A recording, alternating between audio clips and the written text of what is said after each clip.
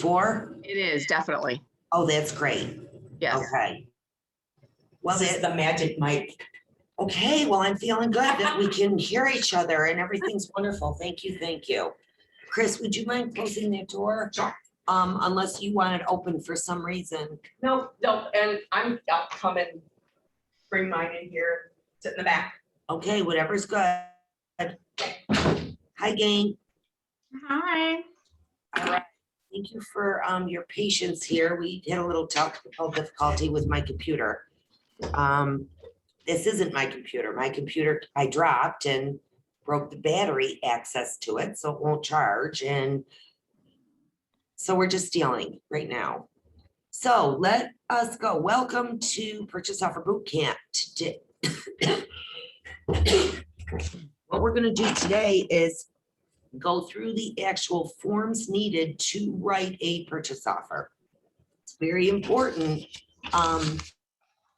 for you to understand this information. You're not going to make any money if you're not writing purchase offers. And part of writing purchase offers is writing it well.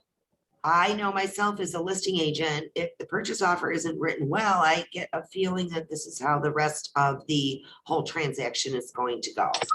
So first and foremost, what I would like to do is go through everybody and ask what your background is and what office you are out of. So I'm going to go left to right, top to bottom. Let's start with Laura Decker. Oh dear. So I've been in the real estate world for about 20 years, not as an agent. Took a few years off, came back to be admin right there at Keller for a year, Okay. and then chose to take it a step further and get my license.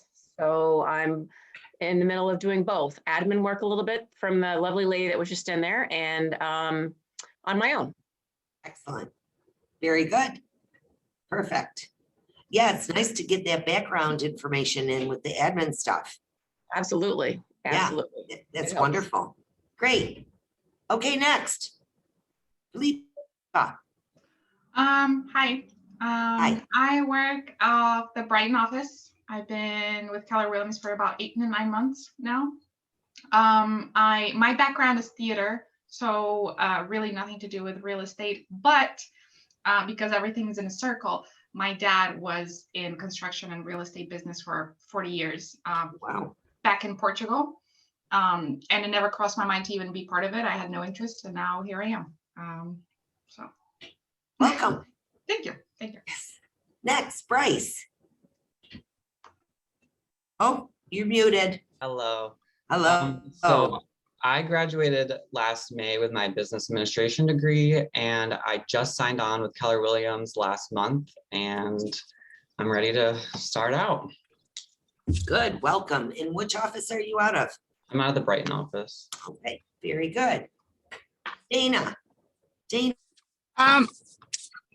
Yeah, I'm driving, so I'm just have the phone sitting on the side chair. I am new to Brighton office and real estate the beginning of May, and my background is in customer service, like in the medical field. I'm also an artist, silversmith and goldsmith, and a mom. Busy.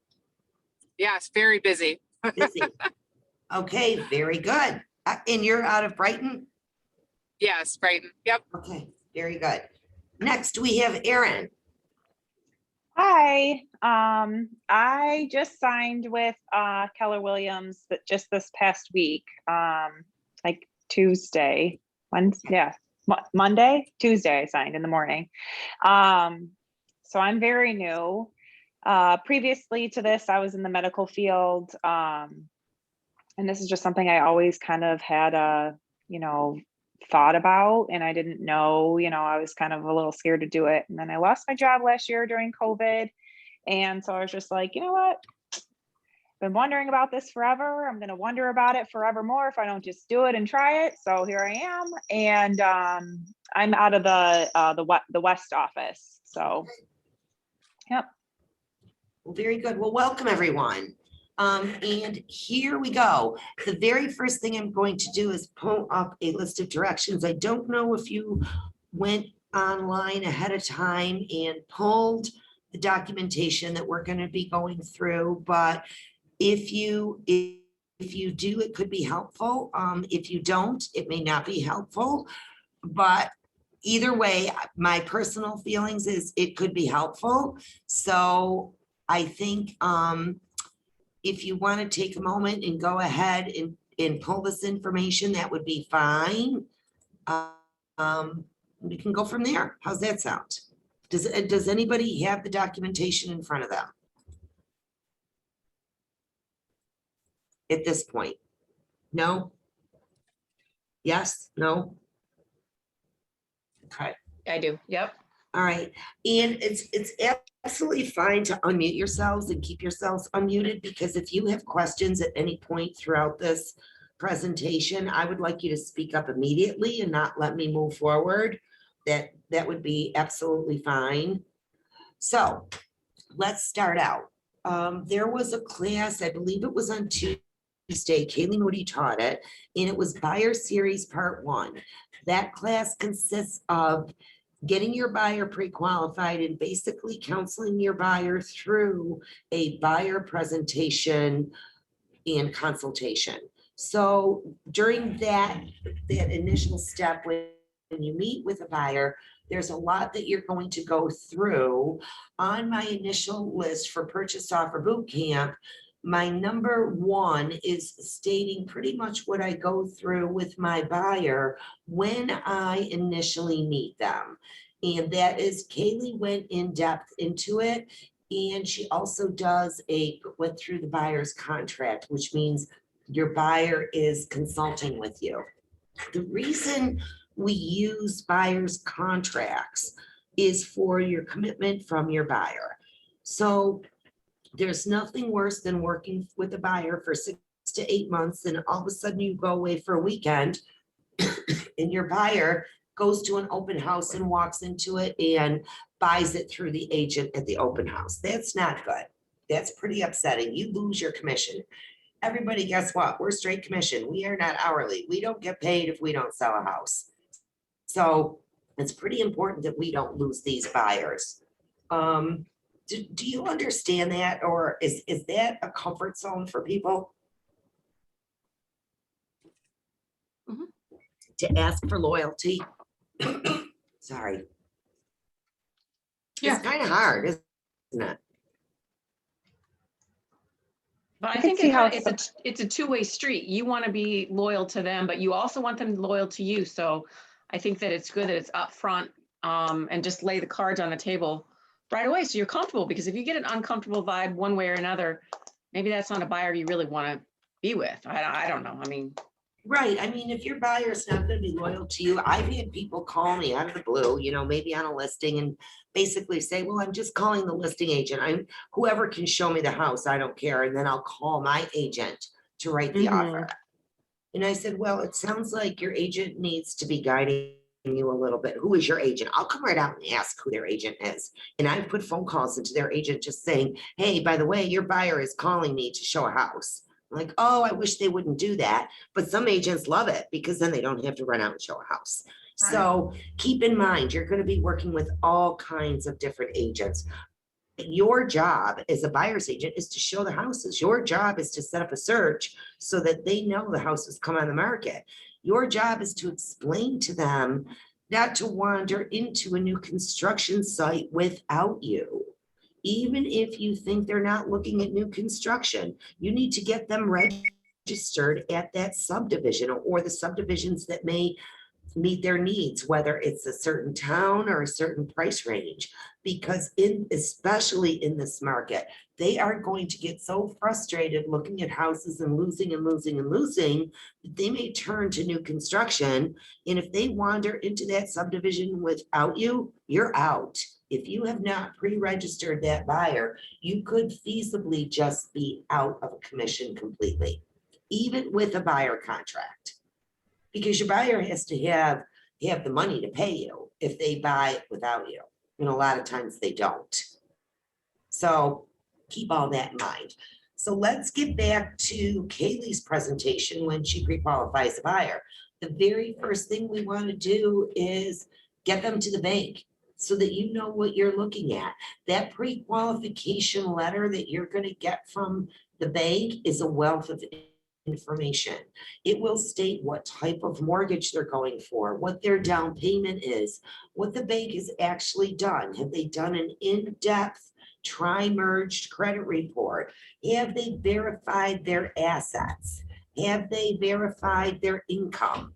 Now, some banks you can just call up and the loan rep will pull a credit report and shoot out a pre-qual letter. I personally like the banks that do a personal interview. I know they say fill out the application online. I like the loan reps that pick up the phone after they get the application, because there's a lot of questions. Is somebody a temp? Are they self-employed? Are they on contract? What are they? What type of employee are they? Are they a 1099 self-employed, or are they salaried? Are they bonused? All this makes sense. Mhm. How long have they been working?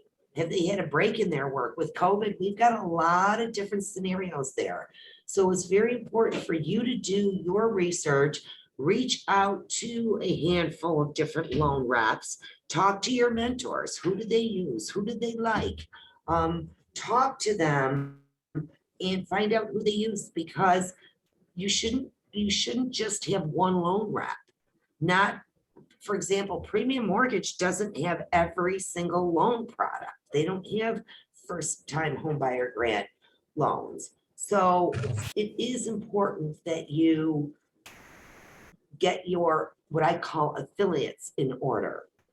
So now you've got this wonderful pre-qual letter. You know if the people are contingent, non-contingent, you know if they're conventional, FHA or VA, you know what they're working with as far as down payment. Are they a conventional mortgage with 5% down or 20% down? You know where they're at. I also make sure that the buyers have reviewed the closing costs with the loan rep. So it's not just the down payment. On $115,000 house, your average buyer is going to need $11,000 to $13,000. And you know, 5% of that, which is, maybe 5,200, is just down payment. The rest is closing costs and prepayables, escrows, the year's taxes, the year's homeowner's insurance, the personal attorney fees, the inspection fees, anything along those lines is. You're going to want to make sure your buyer is educated. I've been doing this a very, very long time, and I have found that some of my repeat clients who bought a house 25 years ago think everything is still the same that it was 25 years ago, that, oh yeah, I've got the down payment, I'm good. Oh, no, we need to talk about closing costs, because 25 years ago, the closing costs might have been $300 or $400. Now they're $3,000 or $4,000 in that price range. So we've got to make sure we do our homework. I strongly urge you to schedule a one-on-one with a loan officer so they can sit down with you and discuss their different products, show you a pre-qualification letter, show you a closing cost sheet, and talk to you about the timing of the mortgage. How long does it take for someone to get a mortgage? Then what happens? What is the process of the loan once it has started processing? Where does it go? Who do they talk to? Who is going to be my contact person if I send a mortgage your way? It's all important information.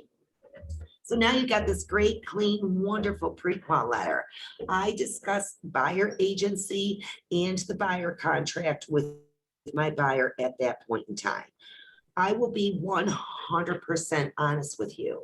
I do not always get my buyer contract signed immediately. Sometimes I want to go out and show them houses, maybe one or two houses, before I know we're going to be a fit. Especially if I feel they're going to have expectations that are unrealistic. They might be a D, E, or F buyer. Right now in this market, we can't work with D, E, or F buyers on a consistent basis and give 100% of our time to these type of buyers if they're unrealistic. Put it this way, if they're looking for a needle in a haystack right now, it's tough. We all know the market's really tough for buyers right now. I'm not saying you're never going to find them something. I think you owe them honesty. So what I mean by that, you've got a buyer who might qualify for 150,000, and they say that they want to live in Penfield, and they want 2,200 square feet, and they want 4 bedrooms, and they want 2.5 baths, and they want it move-in condition. I'm going to sit right with that buyer. I'm going to go into my computer and do a search for Penfield, 4 bedrooms, 2.5 baths, 150 down. I can guarantee you that nothing is going to show up. So I will say to the buyer at that point in time, what are you willing to compromise on? If they say nothing, guess what? What would you do? Maybe suggest either waiting or are there other areas they're interested in or what? Mhm. Yeah, so I would say, I would absolutely say that, Erin, is there any compromise on location? I'll tell them that I will set them up on a search, and and if houses do come up, they will know about them immediately, and I will know about them immediately and place a text or a phone call to them to make sure they're aware of it. But it's not the scenario where a house is gonna come up once a week or twice a week. And if a house comes up in Penfield for 150,000 with 4 bedrooms and 2.5 baths, they're probably going to have 100 showings in one day. I'm exaggerating, but we all know that that's probably not a realistic scenario. So is that the type of buyer that you're gonna be calling, once or twice a week, or 3 times or 4 times a week, and checking in and making sure they're okay? No. Right. At my buyer consultation, I explain the process. How does it work? They've already done the first step. They've done the pre-qualification letter. I discuss with them inspections. I explain to them that they've got homework to do. They have to research what radon is. It's a colorless, odorless gas that emanates from groundwater. The reason you want to discuss this ahead of time is because when they finally sit down and they write that offer, you don't want to be asking, do you want to do a home inspection? Well, should I? I don't know. Should I do a radon inspection? I don't know. Should I do a chimney inspection? I don't know. How much money are you going to put down on the house? I don't know. When do you think, who you're going to use for an attorney? I don't know. Do you want a lead-based paint inspection? I don't know. Do you know what all those I don't knows are going to do? That buyer's going to say, well, I am not ready to buy a house. But if you have gone through all of this with them ahead of time, get a list of home inspectors, discuss radon, discuss lead-based paint. This is very, very important. I go through agency with them. I explain to them that if we look at a Keller Williams listing, I'm going to be working in the capacity of dual agency with designated sales agents. That's very important that you review that with them ahead of time.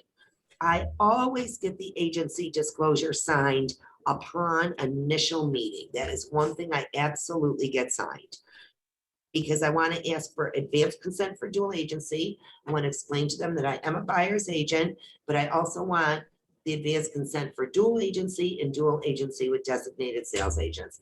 If they don't want to go for that, I have to rethink my working relationship with them again. I mean, I don't understand why they wouldn't, but you're the ones who have to clear that up and make them comfortable with it. We discuss timing. We discuss, are they on a lease? When do they have to be in by? If someone comes to me right now and says they have to be in a house by July 31st, I'm going to be tearing my hair out of my head, because it's going to be very hard to get them in a house by July 31st. Do not overpromise. Never, never, never overpromise, because you're the one who's going to be disappointed when they get angry and upset with you. So once we find the right house and we are writing the offers, there's a lot of information that you have to verify. First and foremost, I always verify that the taxes that the listing agent has on the MLS are correct. And it's very easy to do now. We just go into our matrix system and we go into the links, and there's a Monroe County tax portal that you can check and find out what the true taxes are. Also, a lot of people are saying to me lately, well, I'll get a star exemption. Well, the star exemptions aren't what they used to be. You don't get that taken off your taxes on a yearly basis and have your mortgage payment reduced any longer. So if someone has a star exemption on their house right now, it's not going to automatically transfer to the next house and have a reduction. My understanding, I believe it is a credit on your income tax return, like a rebate now, right? Chris, is it right? It's a rebate. I've got Chris right. Yeah, Yeah, they mail a check back to you. Okay, Yeah. yeah, all right. So you're not getting that big discount. I also review the realist record to make sure that the person who's listed as the seller is the seller of the house.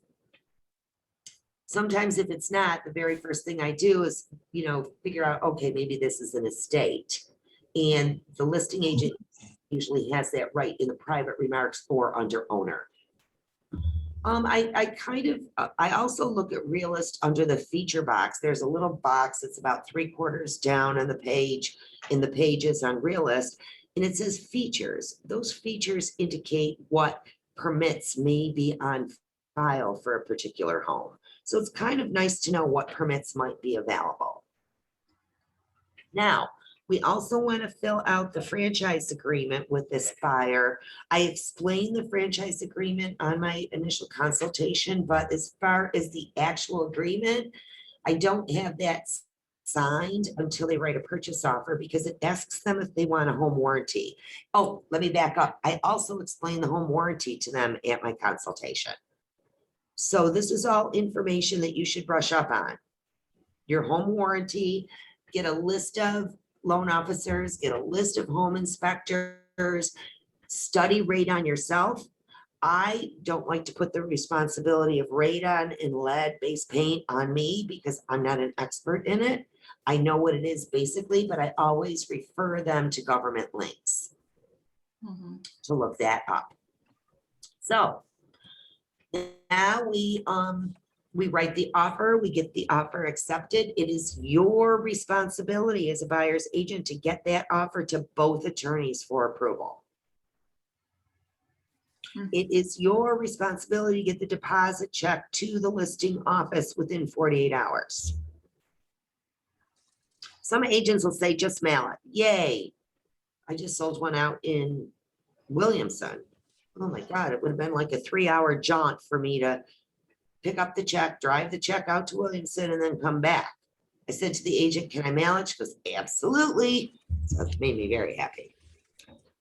You also are responsible to schedule the home inspection. There's dates on contracts. This has to be done within. The attorney's approvals have to be in within 3 days. The good faith deposit has to be in with 2 days. Home inspections, you have to work within the dates that you filled in on the contract. Very important to do that. It is your responsibility to attend the home inspections. A lot of buyers think that's a waste of time. Nope, you're gonna learn, number one. Number two, sometimes your buyer's gonna get worked up over little tiny things that the home inspector brings up. And I will come right out to the home inspector and said, how concerned should the buyer be about this? Is this an immediate concern? Is this a safety hazard? What is this? I want that home inspector educating the buyers. It's not just finding out what's wrong with the house. I want them educating the buyers. Again, speak with other agents, speak with your mentors, call home inspectors and educate them, see how they work. Honest to God, maybe 15 years ago, someone hired a home inspector. I never heard of him before. The guy came in and jumped up and down on the floor. And he said, feels sturdy to me. Oh my goodness. Oh my goodness. That's not what a home inspector is supposed to do. Jumps up and down on the floor. Are you kidding me? I could have done that and charged him $400 too. Anyways, you have to make sure that you have the attorney's approvals. When you get them back, read them, make sure there's not any changes. If it's approved as to form, that's a clean attorney's approval. If they reiterate the terms of the contract and everything is exactly the same, that's fine. But if they start to change anything, If they say they want survey stakes or, those are counter offers and you have to get agreement by both parties that that's all acceptable. Get your buyer to the bank to get their mortgage. That's your responsibility. It's your responsibility to follow through. I call the agent no later than 10 days after the contract's been accepted, and I call the listing agent and say, hey, has the appraiser called you? Have they been out to the house? Or I call the loan rep and say, has the appraisal been ordered? Has the appraisal been done? I want to make sure that everything is moving along. I call this bulletproofing my contract. So the minute I get a contract accepted, I start filling in my calendar to make sure that I'm paying attention to these dates. When you fill in the contract, there's a mortgage date. A week before that mortgage is due, I'm contacting the loan officer. Are we on target? Are we going to have that mortgage commitment on time? All important factors. If you're starting to feel like a pain to the loan officer, something's wrong with that loan officer. My loan officers, I don't even call. They automatically email me because they know if I have to call them to ask them if something's done, I give them the sense that they're not doing their job.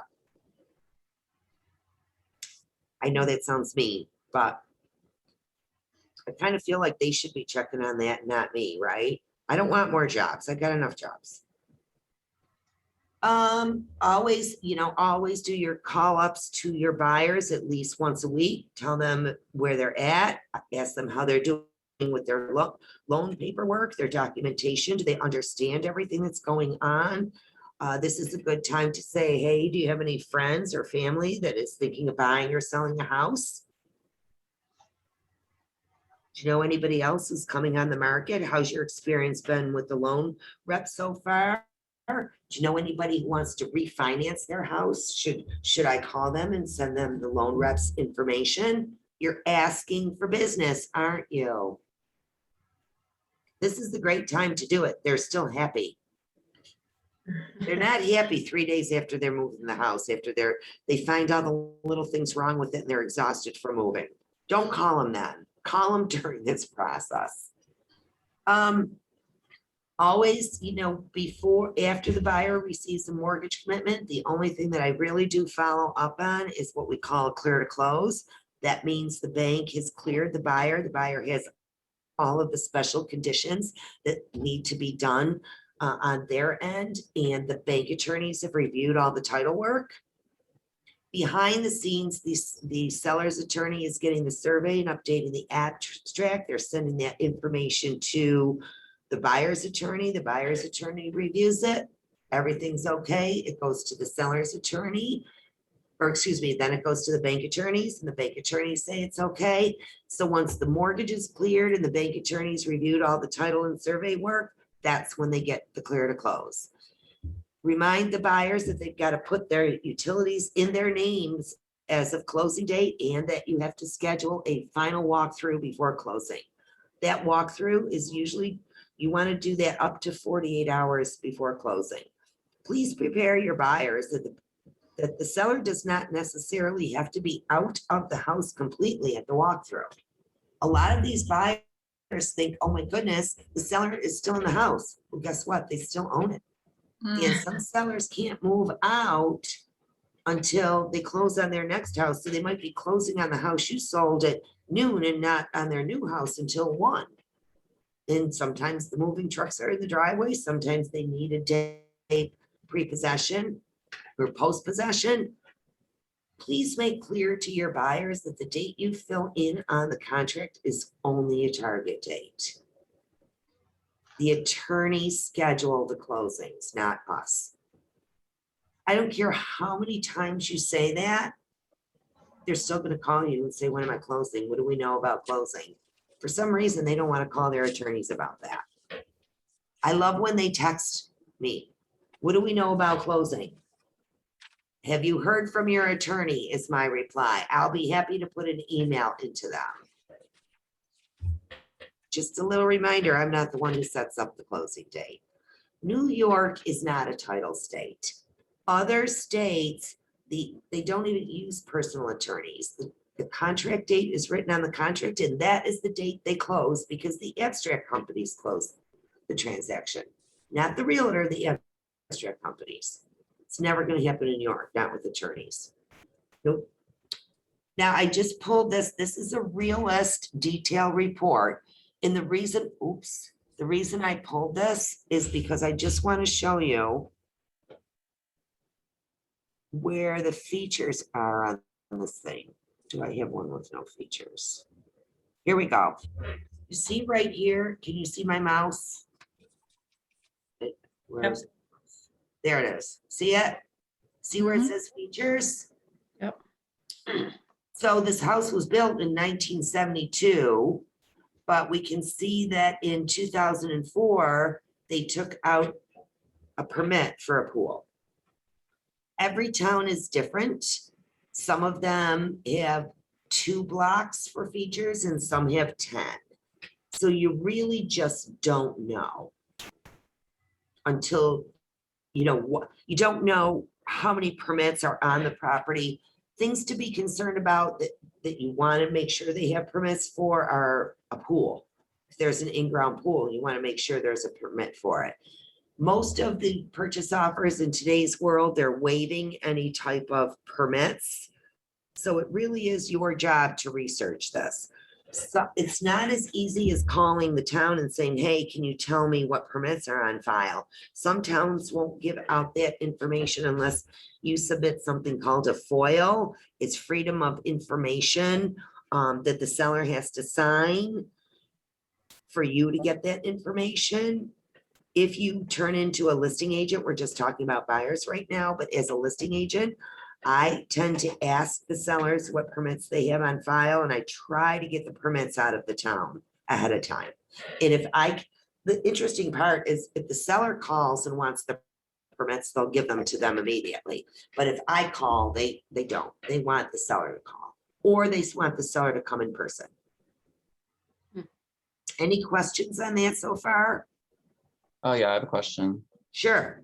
What would this document be called that you get from like the town court that lists everything? Oh, for the permits? Yeah. The document that the seller has to sign No, for it's you to get it? It's the called a FOIL. FOIL. But what would the document- FOIL. What's the document that's on the screen right now?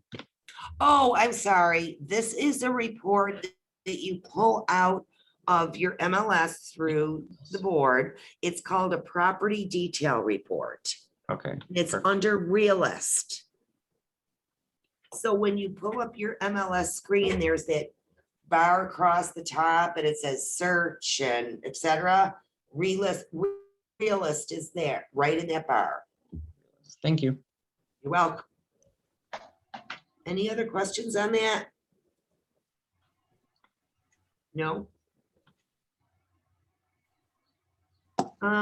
That's a realist report. Excuse me. I'm showing you this just so you know what to look for. When you are a buyer's agent, there's a mandatory property condition disclosure. Please know there are exceptions when this is not mandatory. If it's a new home, you don't need this. If it's a condo, now this is confusing because in Rochester, is it a condo or is it a townhouse? Most agents fill it out either way. If it's a commercial property, if it's a foreclosure, multifamily or vacant land, transfer due to a court order like a bankruptcy or an estate, or a HUD-owned government property. Any other property, you must have a property condition disclosure. It is part of the contract. You will find it under the little paper clip in the MLS. If it is not there and you wish to write an offer, call the listing agent and ask them to send it to you. If they say they don't have it yet, you can write in the offer that this offer is subject to seller providing a completed property condition disclosure to the buyer, and it has to be satisfactory to the buyer. I saw something on Rock Real Estate this week. Hey, everybody, join Rock Real Estate. There's lots of information on it. But please don't get involved in the nasty banter that goes back and forth because that can be very mind disruptive. And make sure you're on the Keller Williams Facebook page. That is a wealth of information if you are looking for help, if you're looking for anything, if you have a question and you can't get a hold of your mentor, throw that question on there. Someone will answer you. Lead-based paint. This is what I saw in Rock Real Estate this week. That one of the agents wrote that you don't need a lead-based paint disclosure if it's an estate. Yes, you do. Any property built before 1978 needs a lead-based paint addendum, a compliance addendum. How would that even make sense if it's an estate sale not requiring a lead base paint? Meaning who would sign it? No, I mean, like, it's, you need the disclosure. Yeah. Why would it make sense that an estate sale would not require that? That doesn't sound. Because with an estate, most likely there's an executor who doesn't live in the house. So they wouldn't know. So Okay. they wouldn't know. With lead-based paint, there's an executor who probably doesn't know, but the way the lead-based paint addendum is worded, it states that they have no records of any lead-based paint hazards, nor are they aware of any lead-based paint hazards. Mhm. Gotcha. So don't let anybody tell you it's not needed because it's an estate. I was pretty disappointed. Chris, did you see that on Rock Real I Estate? did. I'm like, really? That agent worked for our office too. Mhm. I shut that conversation You are wrong. down. You are wrong. Sorry. No, we don't mean it that way. It's really kind of helpful because if you're not going to write an offer, because, you know, if someone is saying you don't need one, and that's a violation. And by the way, if there is not one, don't fill out a blank lead-based paint disclosure and have your buyers sign it. That is a $10,000 fine if you get caught. It's 10, number 10 with 3 zeros, 0.00, guys. That's a lot of money. Any questions on that? This is the property condition disclosure. It's like 6 pages. And you see on here, it says unknown, unknown, unknown. Usually when it's an estate, all those boxes are checked. Unknown, unknown, unknown. And remember, this is only to the best of the seller's knowledge. Simple as that. So here's the lead-based paint addendum. It has to be dated before the date of the purchase offer. You will also find the sundry attachments. So see right here where it says seller has no knowledge of any lead-based paint hazards and seller has no reports. It's up to your buyer to initial this first page, and then the buyer must check they've received copies of any information on this previous page, which is the page 1, that you've given them an EPA booklet of protect your family against lead-based paint. Remember I said at my interview, I review lead-based paint.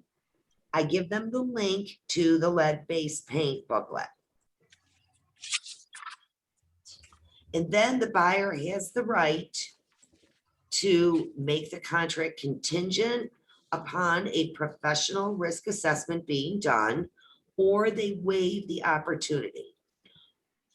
All the years I've been in business, I've never had a buyer ask for one being done, but I had an agent, I know of an agent whose buyer did one, and the company came out and they really just took a knife and kind of dug into the wood and took a chip of paint, put it in a baggie, sent it to a lab, came back and it said, there's lead-based paint. Well, of course there is. The house was built before 1978. All paint was made with lead.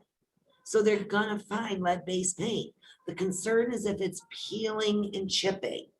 The concern is if you buy a house and every single floor inside is painted and your intention is to sand that all down. There's gonna be lead particles flying all over the house. So these are just items you speak with your buyer about. Fair? Don't guide them on if they should or shouldn't do it. I do know that that test cost that buyer $750. I could have told him that there was lead-based paint. The test was gonna show there was lead-based. The concern is if it's peeling and chipping. Don't eat the paint. Don't chew on the windowsills. Don't let your kids chew on the windowsills. Don't let your pets chew on the windowsills. Very important. All right, I'm switching over to, hey. Okay, we're gonna get a new shared screen.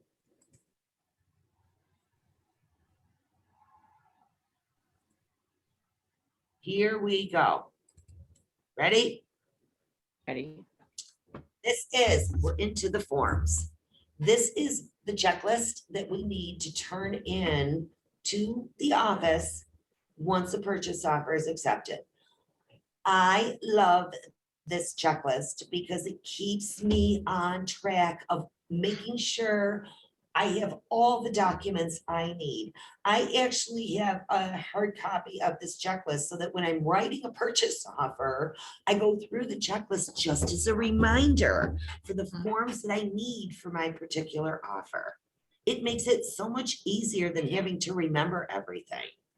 So once your offer is accepted, this is the checklist that you're going to turn into the office. And it specifically says right on here, within 1 week of attorney approval and the property inspection contingency removed. Please note, it says excluding the well and septic inspection, because that's not usually done for 25 to 30 days after the purchase offer. So go ahead, submit your paperwork once the attorney approvals are in. And if your contract is subject to a home inspection, if the home inspection is completed and the buyer signs off that everything is okay, submit the contract. Make a note to yourself, if there is a well or a septic, make a note to yourself that you need to turn that paper into the office once that inspection has been completed and your buyer signs off on it. Questions on that? No? Okay. Very first form that we need is our KW franchise disclosure. I go over this with my buyers when I initially meet with them at their consultation. What I go over with them on the purchase offer side is if they do or do not want to purchase a home warranty. So for every house they put an offer in, I include this form. They must initial it and they either accept or waive a home warranty. Sometimes they can change their mind after, by the way. So let's say they do a home inspection and they want to purchase a warranty. Be careful with that, because if the home inspection reveals that the furnace is got a cracked heat exchanger, the buyer wants to still go through with it, and then they close on the house and they call the warranty company may say, did you do a home inspection? You can't lie, you can say yes. And if that furnace might not be covered if it was determined that it was cracked when they did the home inspection, that you can't get a warranty after the fact. This also, for the seller's use, it authorizes the seller's attorney to pay the commission at closing. Actually, you know what, Chris, can we make a note, if you don't mind? This is the old disclosure in my packet. This is the old disclosure, and I don't have the Oasis disclosure in my packet. This was from February. Okay, so if they downloaded the ones that they're supposed to, it's in there. It's in there? Yeah. Good. You want, I got a copy here if you want. Yeah, the only thing I know that's different is, on this new disclosure, you have to fill in the buyer's address, their email address, and their phone number. Then there's also an Oasis, yep. Let me see, make sure, their address, their phone number, yep, got that one. And then there's an Oasis, an affiliated business disclosure. And because Keller Williams also owns an insurance company called Oasis, we have to disclose to the buyer that we have an affiliation with this insurance company, and it's another disclosure that they have to fill out and sign. Disclosure, disclosure, disclosure. So how many disclosures have we just signed? A lot, right? We talked about the PCD, property condition disclosure, the LAD. We didn't even get to the agency disclosure yet. But we've got a Keller Williams disclosure, we've got an Oasis disclosure, we're gonna have a New York State housing disclosure. New York State, COVID, yeah. right? Any questions on this so far? I just have a kind of a basic question. How much is a warranty? Is it based on the purchase price? No, it's not. I think our warranties are $4.99. Is that how much they are now at American Home Shield? You know what, I'm not sure. They'll I have to wanna look. say they're between $4.80 and $5.20. Oh, okay, so just a set price, no matter, okay. Yeah, it's a really great price. Yeah. Okay. We only have, that home warranty 210, it's not in New York State anymore.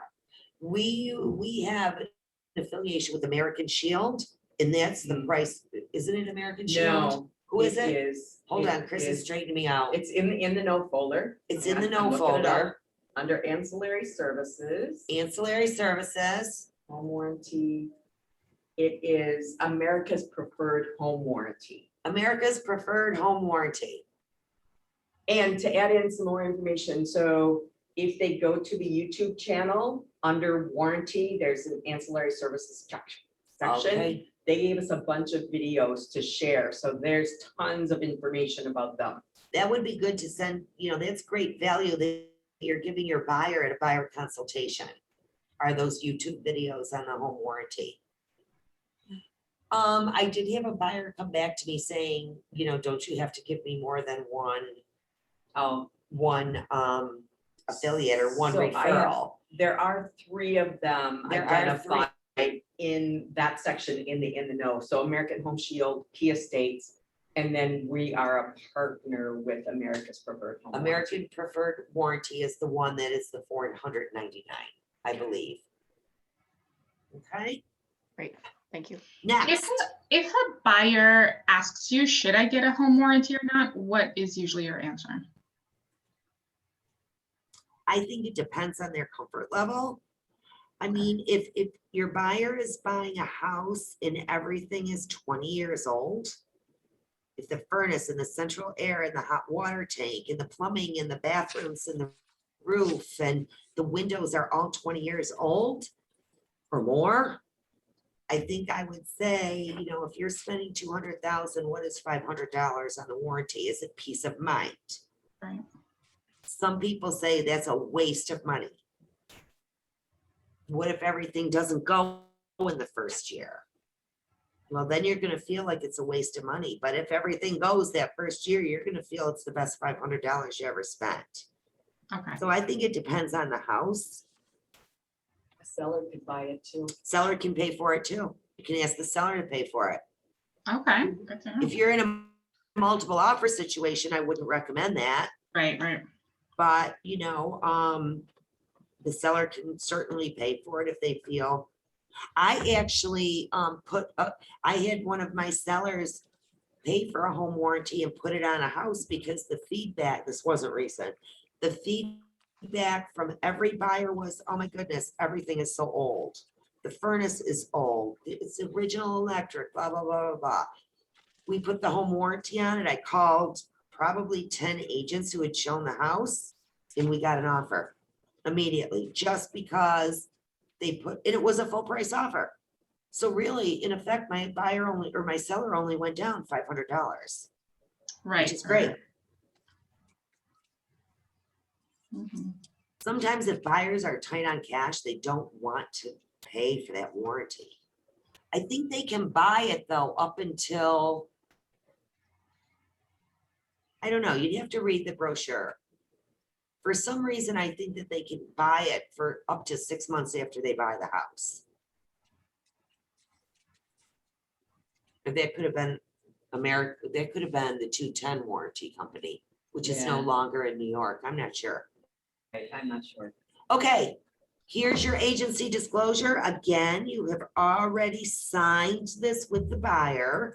So your name is going to be printed in here, your company. Buyer as a buyer's agent. You need 2 check marks, one here and one here. You will also have checked, advanced informed consent for dual agency and advanced informed consent for dual agency with designated sales agent. So you have this signed and dated on the date you meet your buyer. If you sell a Keller Williams listing, if you sell my listing, you're going to check advanced consent for dual agency with designated sales agent. And it says, if it's a dual agent with designated agent is indicated above, Laura Decker is appointed to represent the buyer and Karen Hilbert is appointed to represent the seller in this transaction. We, your buyer's name, acknowledge receipt of a copy of this disclosure. Got it? So after your buyer signs it, you might want to scan it in to have this in their file so you can pull it for every purchase offer. It's kind of nice to have it just in there. I have a question. So as a buyer's agent, I know you check those too, but the dual agency, you would only fill that out if that happens, or you fill it out regardless? I always ask for advance consent.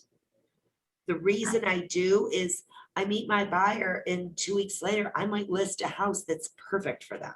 Mhm. And I want to be able to show it to them. So I do ask for advance consent.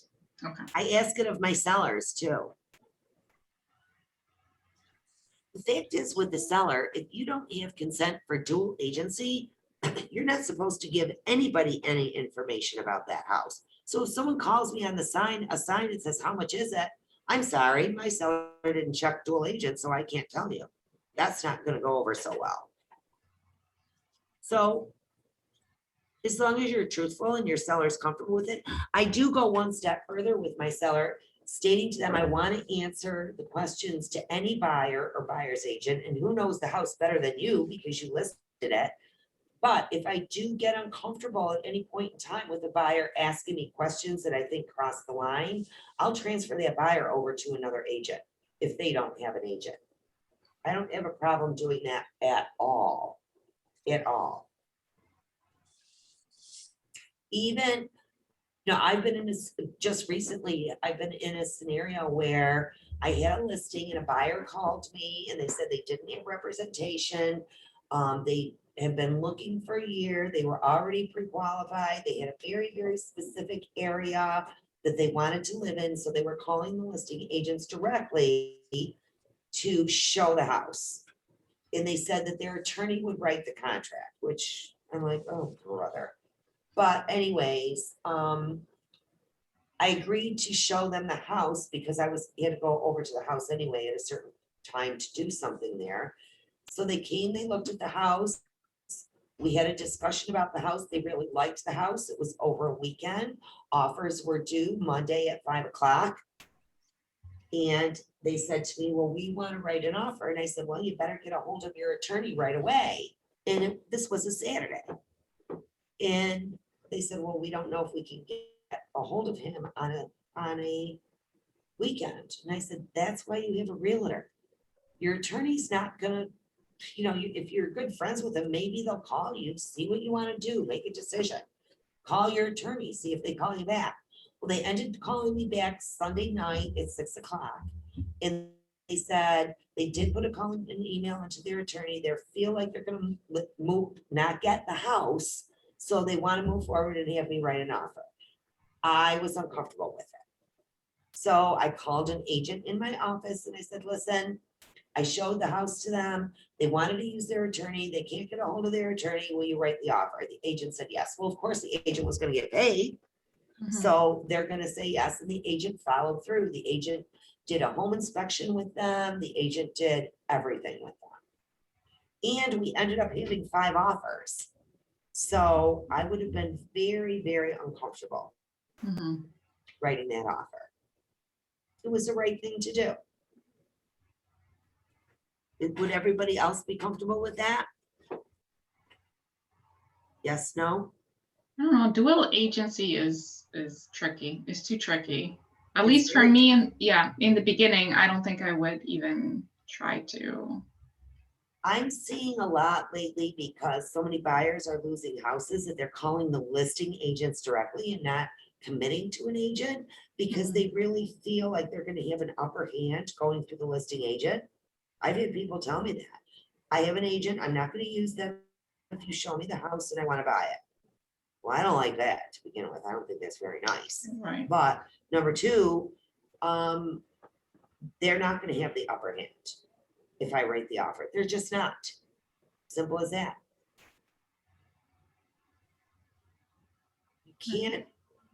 You can't tell one buyer what other buyers' offers are. It's against the rules. Wouldn't they have already had to have signed something with like this supposed other agent though, that would prevent them from working with you anyways? Like, could they get in trouble if they signed something and then went directly like to you and said, Yeah. We have had scenarios here where one of our agents wrote an offer for a buyer. The buyer said they were not working with anybody. And the agent wrote an offer and got the offer accepted. And about 2 weeks later, we got a phone call from another agent that said, I have a buyer agency contract with them. And basically our agent actually had an email and a text message saying, are you working with anyone? And they said no. so does that person have to like give back the commission that they made? But our agent did not give up 1 cent of their commission because they had that information in writing. In They had it writing? in a text and they asked him twice and in an email. Could they go And after? the buyer, we told the other agent, if you've got a buyer's contract, go after the buyer. Yeah, they could potentially go after that person for the commission, and that person would be Yeah. basically paying commission twice because they, Well, the Oh. seller pays the commission right, when they buy, but if the buyer went and bought a house without the agent, that's right, Aaron. If they went and bought a house, they could be the agent they signed, the buyer agent contract could be due 3% into their company. It's a breach of Wow. contract. Mhm. Breach of Legal binding contract. contract. Yeah. Now try to get it. what's the point for like people not understanding that, like, do they think that we're like, is the perception that like we're asking that of people just because we would just want to know, or do they understand that when they sign like an agreement with someone that really, is binding, and they, could get kind of screwed in the end if they don't go with that person? Some agents, some buyers don't even know what they signed. Yeah, So I say to buyers, are you working with anyone? Well, kind of. Have you signed paperwork? Yeah, I Yeah. did sign a couple things. What did you sign? yeah. I don't know. I don't know. A bunch of stuff. Right. They probably A signed, stack of papers. they probably signed an agency disclosure and a buyer agency contract. Yeah. Okay. That's why it's so important in the first contact to tell them this is a binding contract. You have to work with me. If you're not comfortable and you're not happy, we can tear this apart. But if we are in this agreement, you have to call me. I have to be your agent, and Right. you have Or to. they have to wait for that expiration, right? If it was 6 months or a year or whatever, right? If you're like hands off until really that's expired, then they could sign with anybody else if they really didn't want to work with that person anymore. Well, yeah, but also if they really don't want to work with someone, they can send them written notification that they're canceling the contract. And Oh, they okay. don't want to work with them any longer. I mean, what agent is gonna wanna work with someone who doesn't wanna work with them? Right. Yeah, But Yeah. that's not a way to get out of a breach of contract. right. They said, they can't say, oops, I wrote a contract over the weekend, I better cancel my contract with my buyer's agent. Yeah. Yeah, what would be the situation there? So if you go to a listing agent, they might get, a point or 2% and get a discount on your commission and, get an advantage of whatever. So they might feel like they are in an advantage to do something like that. So if they do come across that and then they send you a little written letter on the same day, like, oh yeah, I don't feel comfortable working with you anymore, would it still stand? It's a legal question. I don't Right. know. You would have to investigate when they signed the contract, which if they're that savvy that they're canceling the contract with you, they're not gonna let you know they signed a contract with someone else. Right. And that, it doesn't so much happen because technically realtors aren't supposed to discuss commission, but on new construction sites, if your buyer wanders in, one of the very first things that the agent sitting in that new construction site is gonna say is, do you have an agent? And if they say, well, if you don't have an agent, there'll be a discount on the house you built. Mm. Yeah. So keep control of your people. Keep control of your buyers. You don't want to lose them into a new construction site, right? Yeah. Mhm. Okay, next disclosure, here we go. This is New York State Housing and Anti-Discrimination Disclosure. It speaks for itself. Just make sure you have it signed. This is one of the things I just added to my buyer's presentation to have my buyers sign it on initial consultation. I now add this to it. Again, once they sign it, you can use it for every single contract. They don't have to sign a new one for every contract. The same one can be used.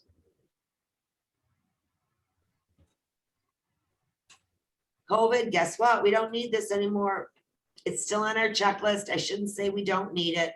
Who knows what we need? I don't know. We still can't cold call. I'm gonna have my people sign it anyways, just so that I don't have to go back and redo it in case they change their minds. Here's your buyer agency contract. I'm not going to explain this contract whatsoever because that's Kaylee's class. What I can tell you is if a buyer wants out of the contract, if you have filled this out incorrectly, they can get out of this contract in a second. So make sure it's filled in properly.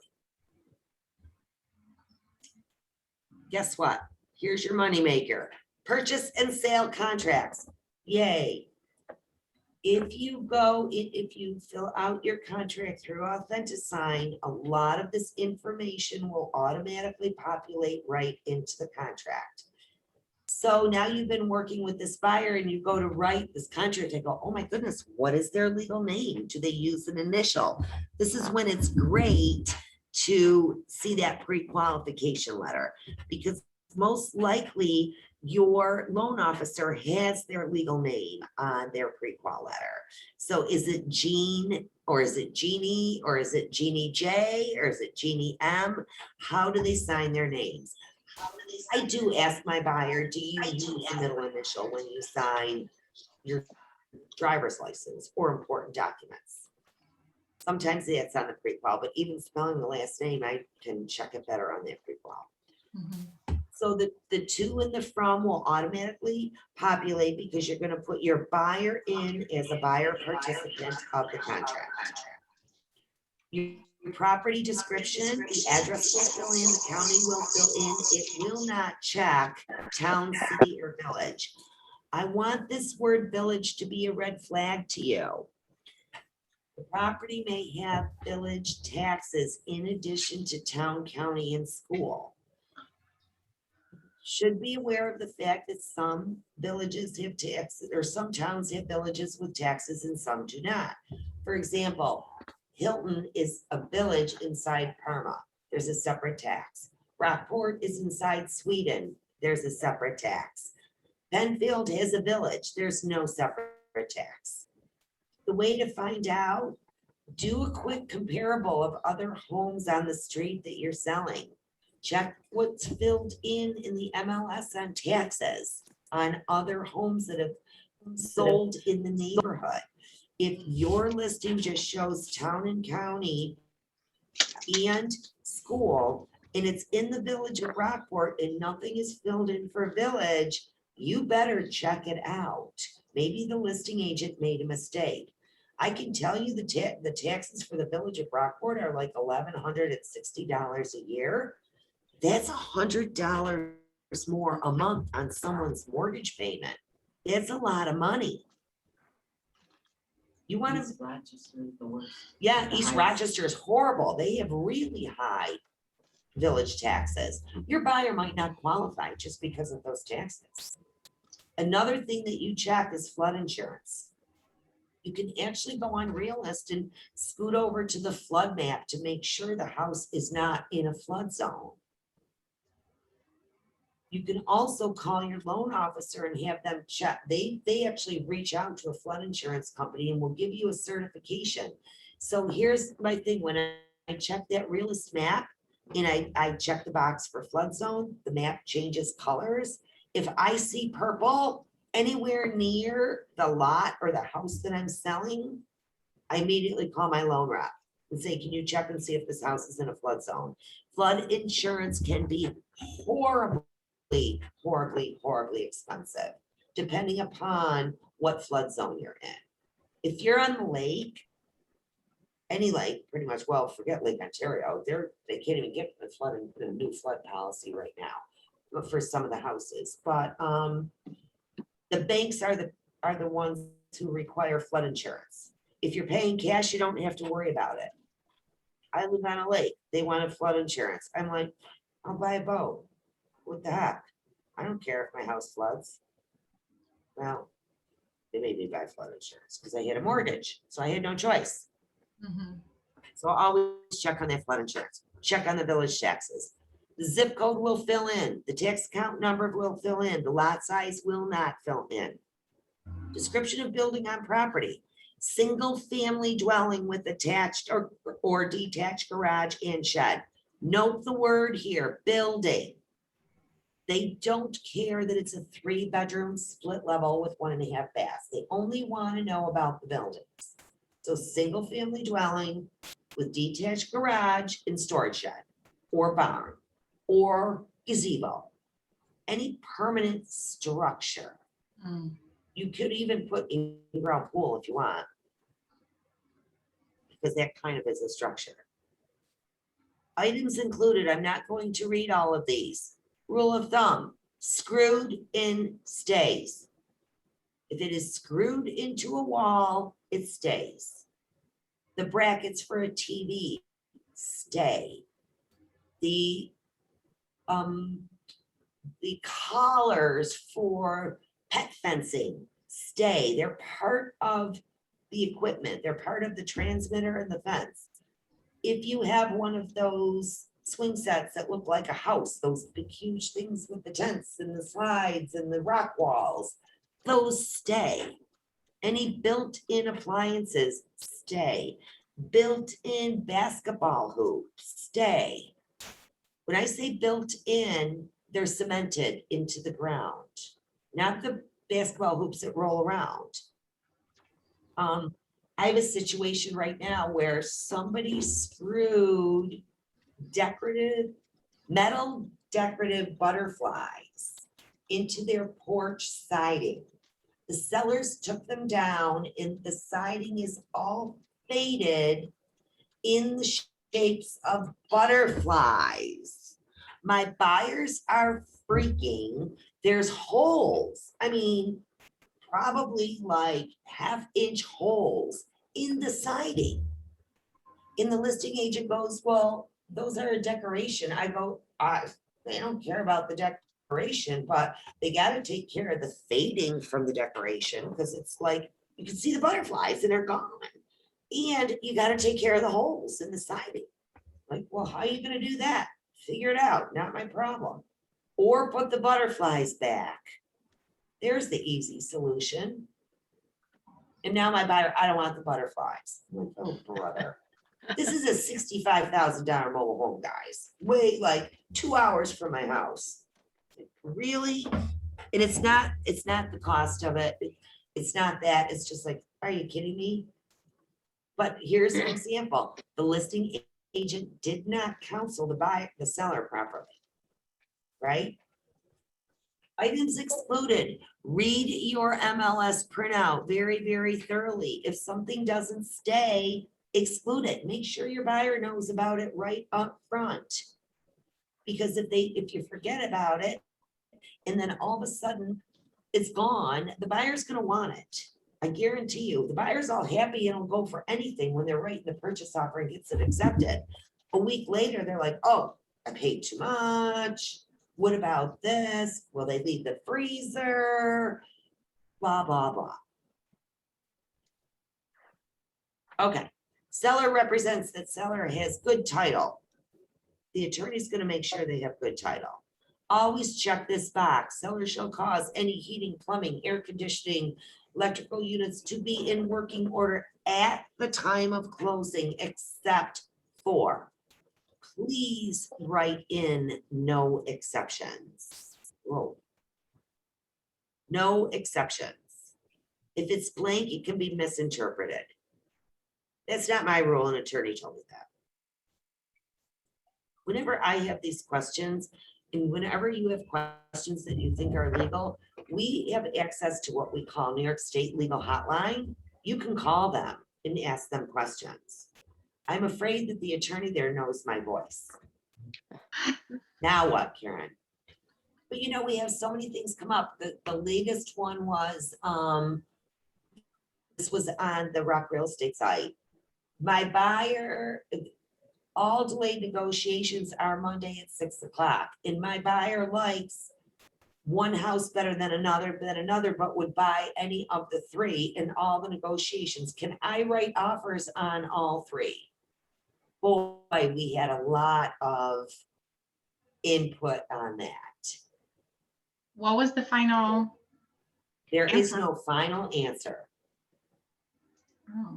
But I would not want to be the listing agent who accepted an offer and I call the agent and say, oh, congratulations. And they say, oh, great. And then the next day I get a disapproval letter from the buyer's attorney because they got another house they wanted because they put in multiple offers. That would not make me happy at all, especially if the agent didn't have the guts to tell me. Is it ethical to even do that? Well, that's a good question because another, one of our agents posted, if you say no to a buyer to write two offers on two different houses, that buyer could just go get another agent and write on the other house. And I'm like, that's a good point. They can. So I guess my feelings are on it.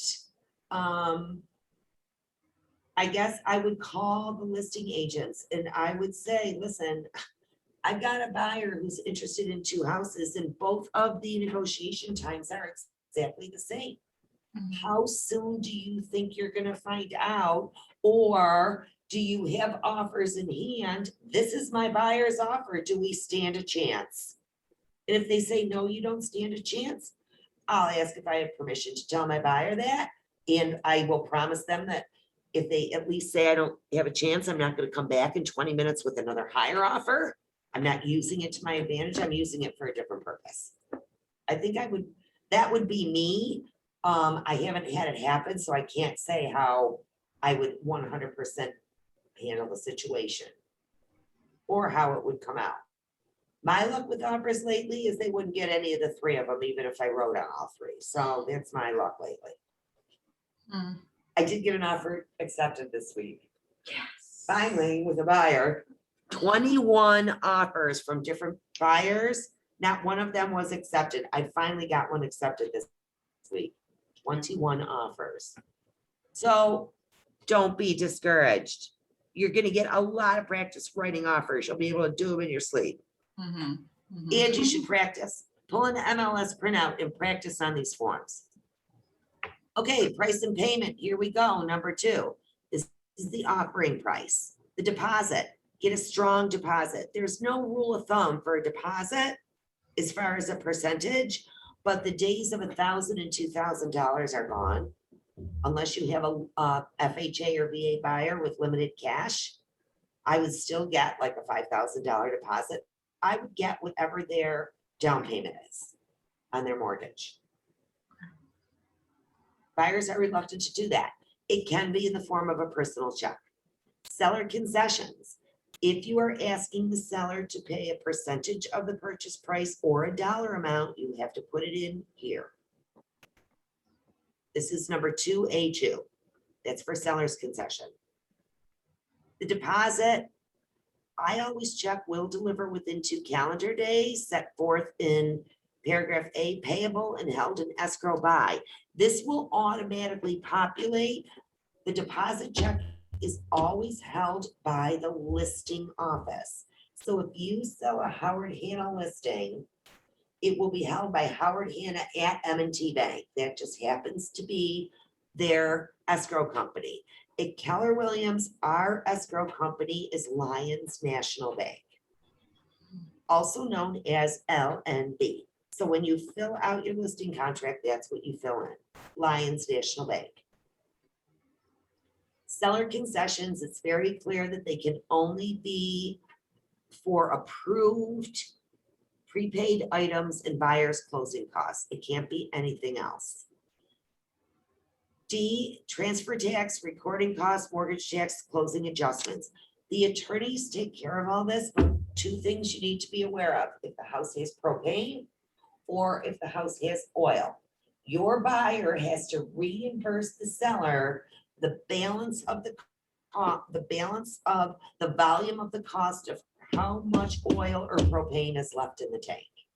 Also, you need to find out if the tank is rented or owned. If the tank is rented, your buyer doesn't have to continue with the company that has the rented tank on the property, but most oftentimes they do. If it is a rented tank, you have to buy your propane and oil from the company that supplies the rented tank. So you're kind of locked into their price.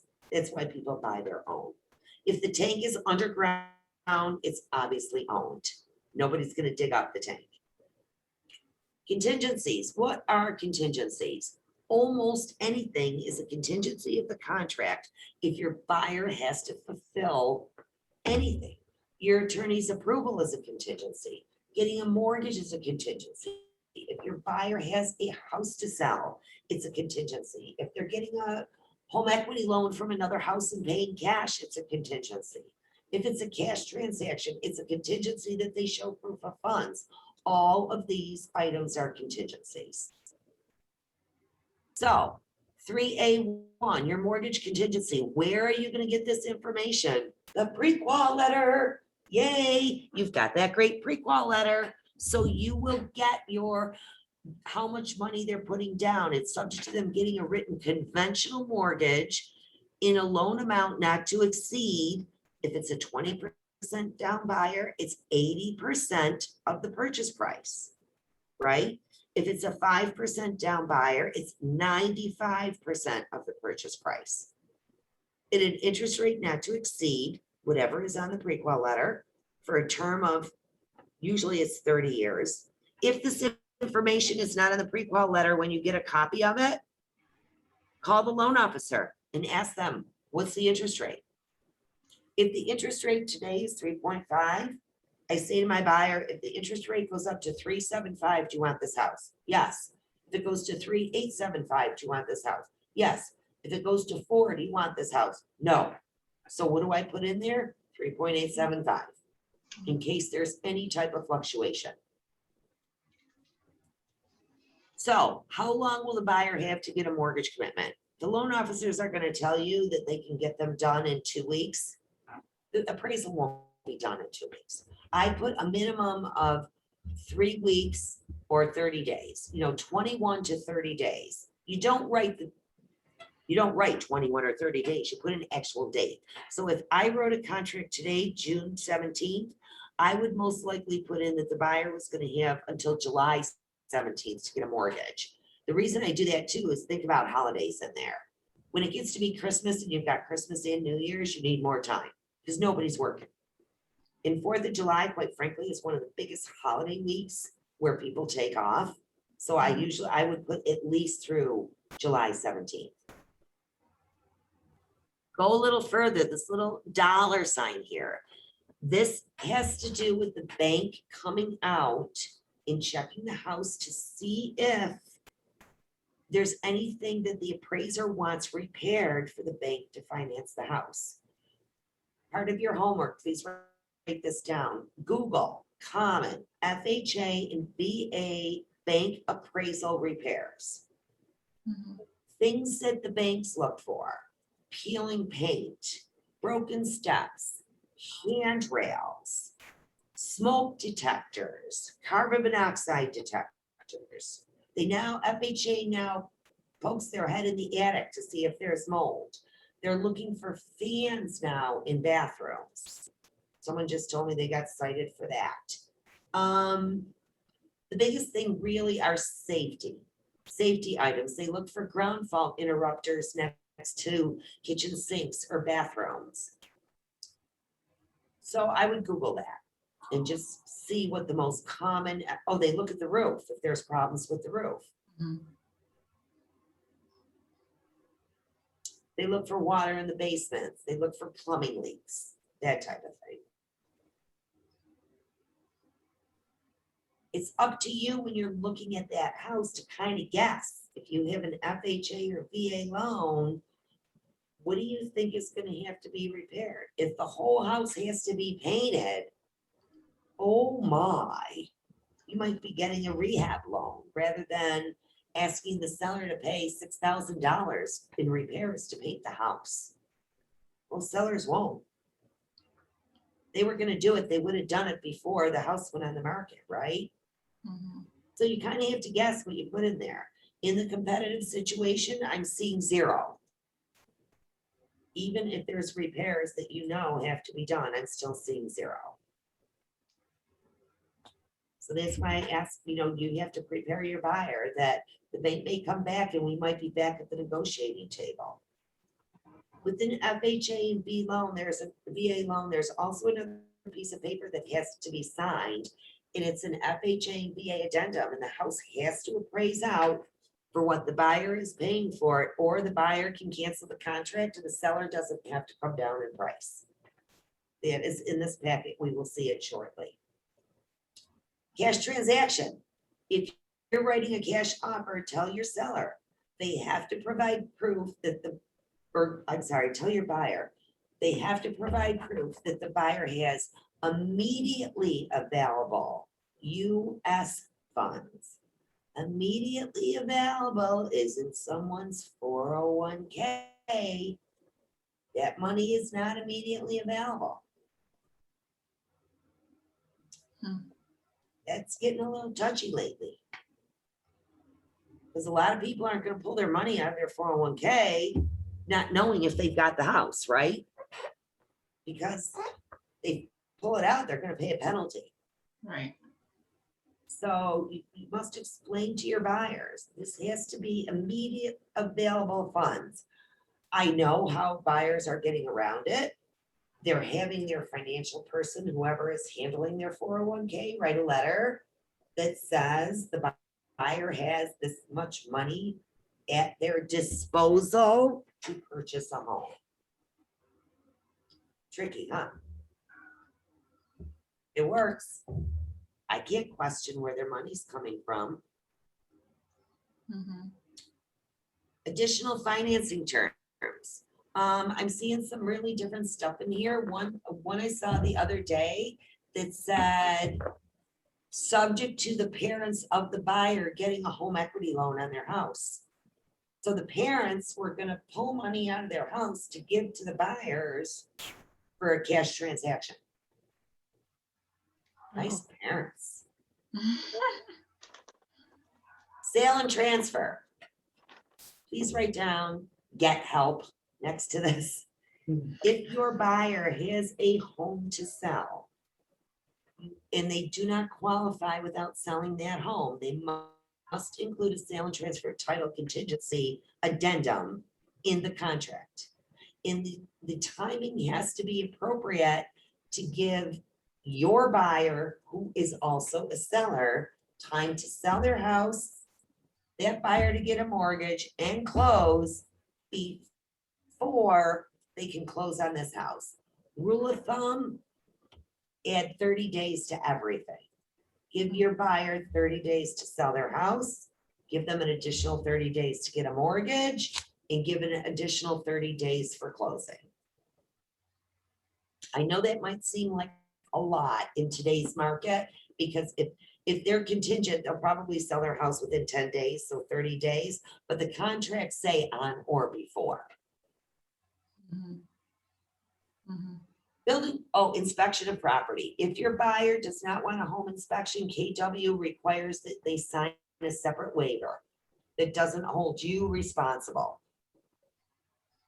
Building code compliance, this is when we talked about permits and certificate of compliances. What you're gonna see in most listings is a statement in the private remarks that says seller will provide only permits on file with the town.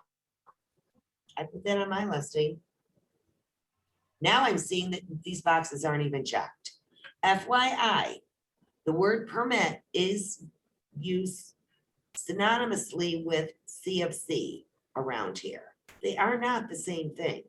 A permit is when the homeowner goes and takes out a permit for a deck or a shed or a pool or whatever they want to do. A CFC means that remodel or improvement has been completed. The seller has gone to the town comes back out and checks and makes sure it is all to code. And if you issues what is called a certificate of compliance. I think I've seen one certificate of compliance in the last 15 years. Nobody calls the town and says it's done. And even if they do, the town says, oh, okay. They don't come back and check. It's all in the words. Let the attorneys fight it out. Attorney approval. This contract says that you're supposed to fill in 3 days unless you get prior written approval. How do you get prior written approval from an attorney when you don't have a contract? Fill in 3 days. I see them come in 2 days. It's supposed to be 3 days. Don't break the rules. Make it 3 days for attorney approval. Reason people like to tighten up the time frame is they want their contract attorney approved so no other offers can come in and bump them out. It's really hard when you write an offer, it gets accepted, you tell your buyers it's accepted, and then 2 days later you get a disapproval from the seller's attorney. Like, what happened? Well, another offer came in and the seller had the right to accept it. It was a better offer. So now I write in my offers, right of first refusal. And it's a statement, I believe it's attached to this packet, and it says that if another offer comes in during the attorney approval period, that the buyer has the right to, my buyer has the right to match that offer. Even if that wasn't in there as a listing agent, if I was listing the house, I would call the buyer's agent who we accepted and say, listen, I've got an obligation to let the seller know another offer came in. Do you want to keep your offer the same? We have to come back to you. It's the right thing to do. Other agents don't do that. Even if you write it in there, the buyer and the seller has accepted your offer, how are you going to find out if all of a sudden the attorney just disapproves it and they won't tell you why? I can tell you what'll happen. You'll always remember that listing agent doing that to you. The attorney doesn't have to say why? They don't have to give you a reason once they disapprove it. Right. Thank you, New York. We used to have a reason for disapproval. Now we don't. The attorneys write these contracts, by the way. Mhm. Right. Doesn't seem right. And then where does the first refusal go? First of refusal, does that go in an addendum? I add it after number 26 on the contract. I type it right in.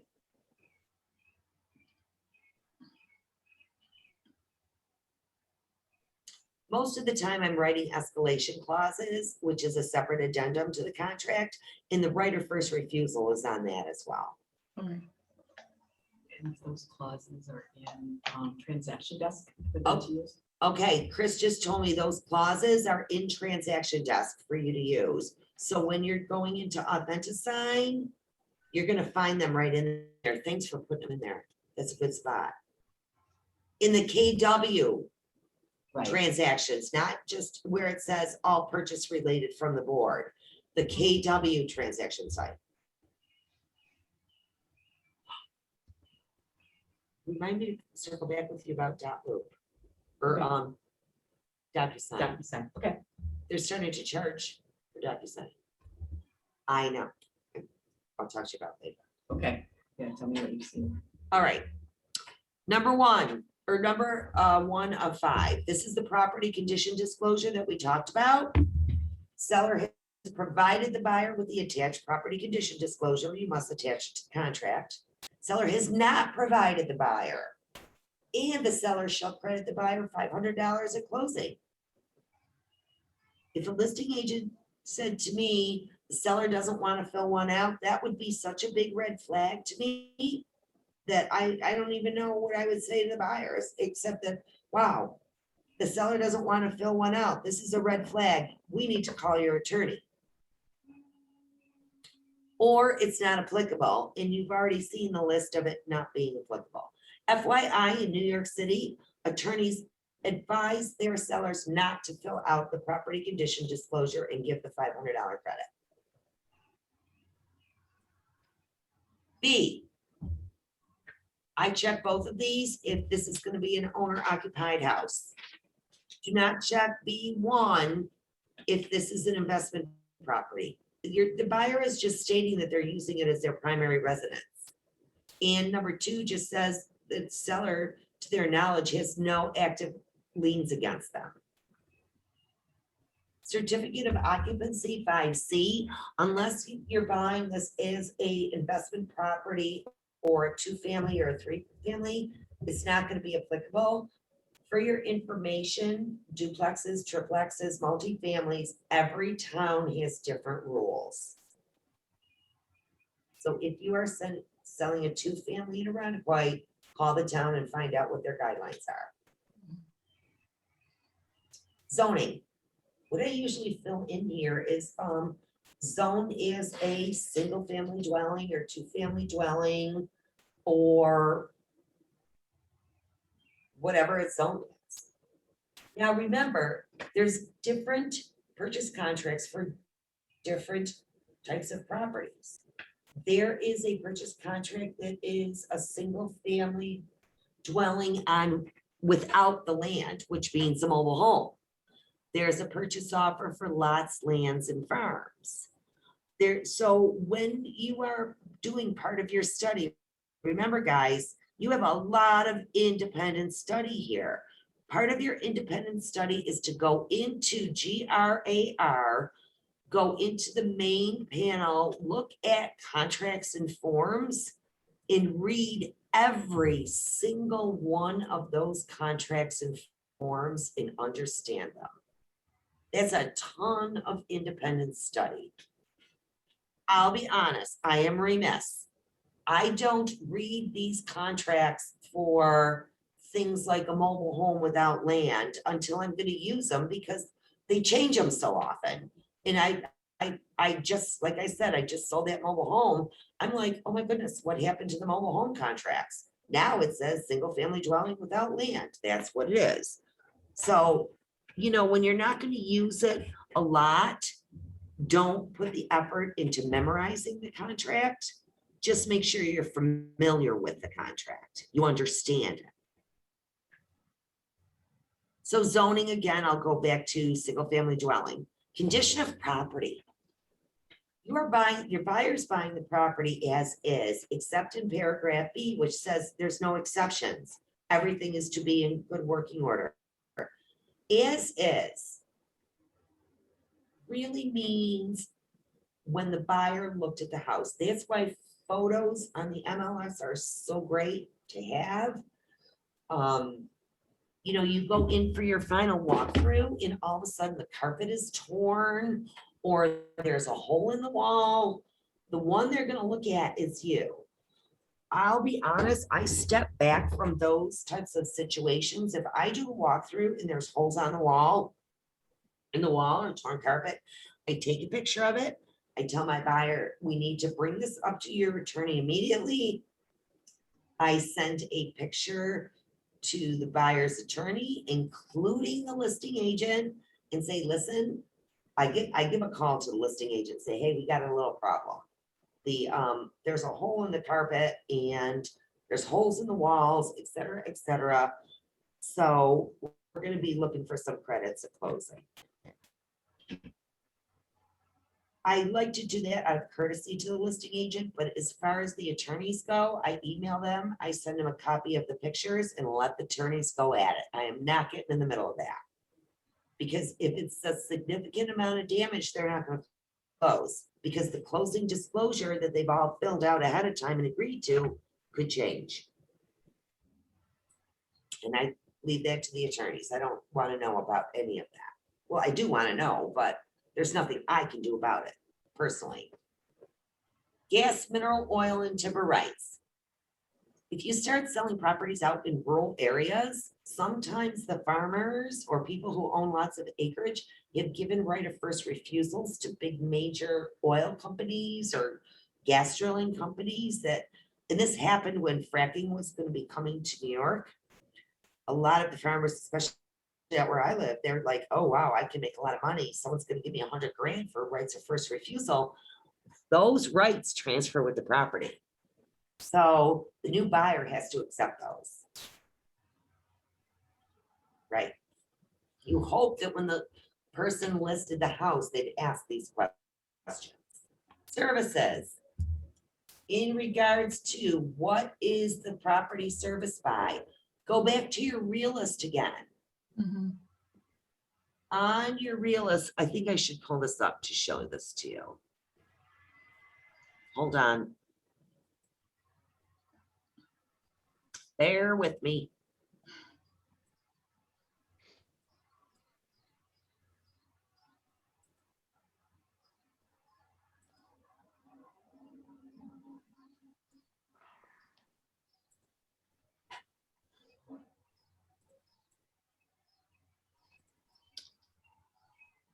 On realist, here it is. If you scroll down, you're going to see an area right here that says water sewer. If it says commercial, that means it's public water and public sewers. If it says individual, that means it's a well and it's septic. So always look on realist, even if it says on the MLS printout that it is public water and public sewers. I can tell you in the town of Greece, there are some areas that you wouldn't even think there were septics, and there are. Like Ridgemont Drive. Anybody living in Greece? No one's talking. Also Pittsburgh. Pittsburgh too, that's right.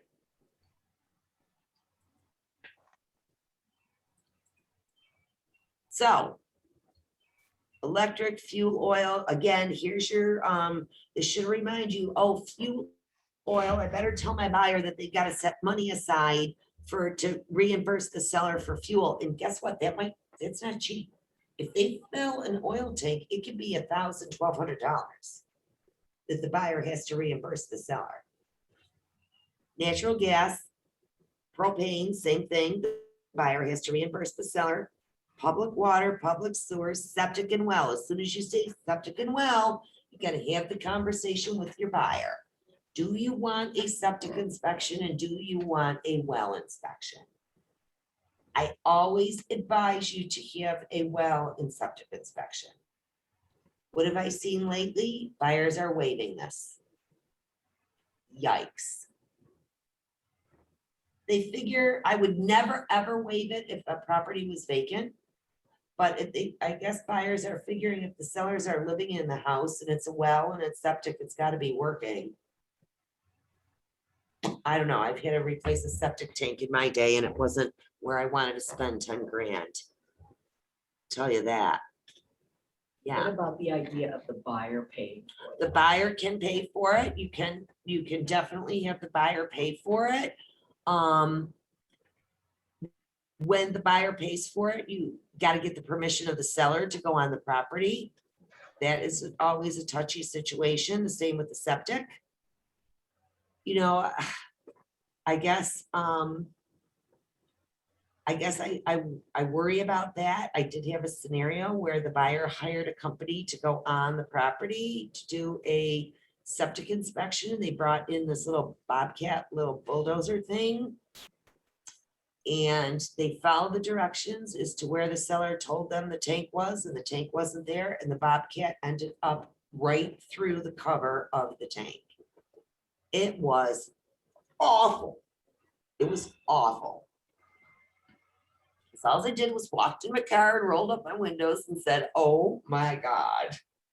But, and I immediately got on the phone with the seller's attorney. The seller was standing right there. Told them exactly where the tank was. He said where that tank was. That tank was not where he said it was. And it wasn't even like there was a second tank that nobody knew about. The tank just was not where the seller said it was, which I found interesting because the seller said he had the tank pumped 2 years before that. So how did he have the tank pumped if it wasn't where he said it was going to be? I'm so glad my buyer did an inspection. Right? It wasn't functioning. The whole system wasn't functioning. So then what happened? Did they back out or did they have to pay for the repair? Keller ended up putting in a whole new septic system. Oh, okay. Leach lines, distribution box, and tank. Okay. My buyer had a really good attorney because the seller falsified documentation. Jesus. Right. I stayed out of that one. That's when I'm so glad we have attorneys. I really didn't know what to do. I never had a bulldozer fall in a septic tank. I had a buyer come through a ceiling once, right through the ceiling. Right. He walked up in an attic, and I specifically said when he walked up there, do not go in the attic, there's no flooring. The buyer's agent was with him. She said, don't go in the attic, there's no flooring. Next thing I know, I'm walking out of the kitchen and I hear crash and this guy's legs are hanging. He's stuck by his armpits, hanging from the ceiling. When I tell you, you can't help but laugh. I mean, Right. the wife is upstairs screaming, I told you not to. The other realtor and I are pushing him by the feet back up into the ceiling. He came down the stairs, he ran out the door, and I'm like, what are we gonna do now? And then the realtor came back in and she goes, well, they want to buy the house. They go, they're gonna buy it as is. Really ridiculous. They Right. bought the house. Then my seller came home. I had to wait. I go, well, don't go in the living room right now. Oh, God. It was awful. Awful. But, can you imagine coming home to that? Horrible. I don't know what happened here. I it's- just lost. It's horrible at the time, but then a few years later it's hilarious and everybody can laugh at it. So Oh, now it's hysterical. right. Now it's like, hold on, I somehow lost my share.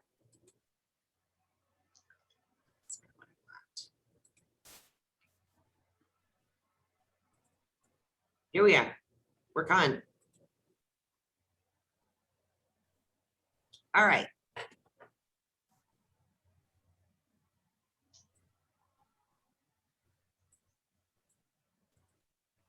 Did everybody see this?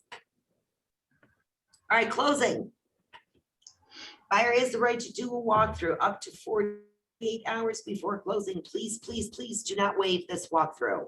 Even the buyer will say, oh, the house is vacant, don't worry about it. That's more concerning. if the house is vacant, pipes could burst, et cetera, et cetera. Closing date. Closing date will take place at the Monroe County Clerk's Office or Wayne County or Ontario County, wherever the property is listed. On or before. The closing dates are 45 to 60 days from the date of contract. I know attorney, unless it's cash, attorneys are saying they can close them 30 days in cash. I don't know. I don't know if they can get them done. The abstract companies and the survey companies are still saying they're behind. I don't know why they're behind, but they're behind. So you're talking about 45 to 60 days from the date of the contract. Possession of property. The buyer is expected, 9 times out of 10, the buyer will have possession at closing. If the seller wants to retain possession for a certain amount of days, the cost is usually 1/30 of buyer's new mortgage, principal, interest, taxes, and insurance on a per day basis. Now, some buyers, to make the offer appealing, they're saying that the seller can retain possession for up to 15 days after closing it with 0 cost per day. The reason buyers are doing that is because when a buyer closes, they only pay for the day of the month to the end of that month. So if the closing date is June 25th, they pay from June 25th to June 30th. July 1st, they do not have a mortgage payment due. Their first mortgage payment due is August 1st. So they're always a month behind technically. They don't pay late charges, but that's why the buyers are offering this. In regards to, they say an escrow deposit of this, like a security deposit, you can fill in whatever you think is appropriate. Sometimes I look at the house, and if it's one of these immaculately maintained, I put in 0 and let the attorneys find it out if they want a security deposit or not. Number 3, buyers shall have the right for pre-possession. I don't think there's a realtor in town that's going to let a buyer move in ahead of time unless they absolutely have to. I don't touch this. I don't touch it. If it's my listing and you sold it and you call me and say, hey, Karen, we're beyond closing day. My buyer wants to do pre-possession. I go, okay, I'll ask the seller. You call the buyer's attorney. I'll call my seller and say, listen, the buyer wants pre-possession. I want you to talk to your attorney about it, but I don't recommend it. And I'm telling you that right now. Buyer is in the house, they can hold the seller hostage and not close. Had it happen, wasn't fun.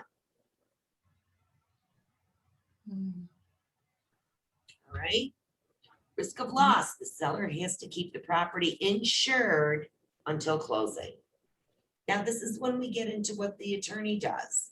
Number 7, A, B, and C, the attorney takes care of. I expect you to please read this so these words are familiar to you, but never, ever, ever give attorney advice. Never give loan officer advice. Never give mortgage advice in regards to, well, you should pay down on your interest rate or pay more money down so that you get a better interest rate. That is for their financial planners or accountants. As I say, I'm not an engineer, I'm not a surveyor, I'm not an attorney, I'm not a loan officer. I'm just a realtor trying to keep all these people that I just talked about on the same page. Brokers, this will automatically fill in if you are the broker. It is agreed that Karen Hilbert of Keller Williams Realty brought about this purchase and sale. Responsibility of people. Anybody who signs the contract is an owner. Technically, you cannot buy this house and assign this contract to your kids or for your friend. That's not allowed. Now we're back into what the attorney does. D, E, the attorney takes care of all of these things, except for when you get down to addenda. Laura, you asked me before, where do I fill in right of first refusal? I said number 26, that's on the listing contract. I'm sorry. Ooh, I fill it in under number 9. If there's no escalation clause under other terms. So these addenda, I am going to talk about them Not every addenda applies to every home.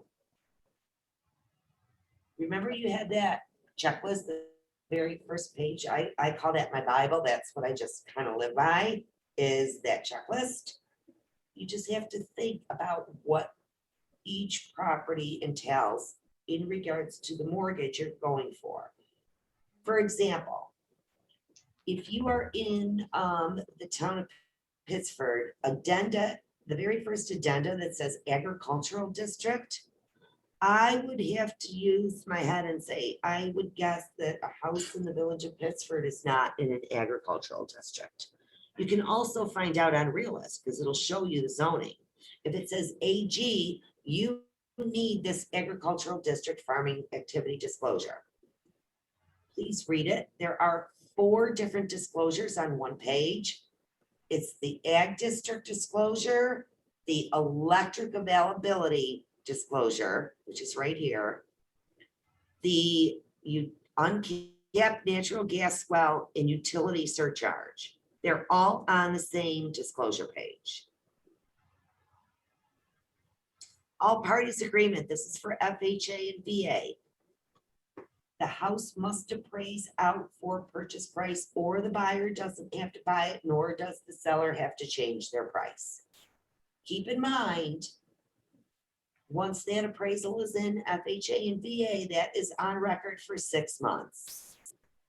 So if the house doesn't appraise out FHA and you're the listing agent, don't take another FHA offer the same price because the appraisal's on record. If that, now it turns into a conventional mortgage only property. Contingency addendum. This is a whole addendum. It can be for anything under the sun, such as the buyer can check into how much flood insurance it's going to cost, a private drive agreement review, a condominium association review, a getting a home equity loan. That contingency, it is attached to this package, I believe, and we'll go through those. The electric availability, that is also on the agricultural district and farming disclosure.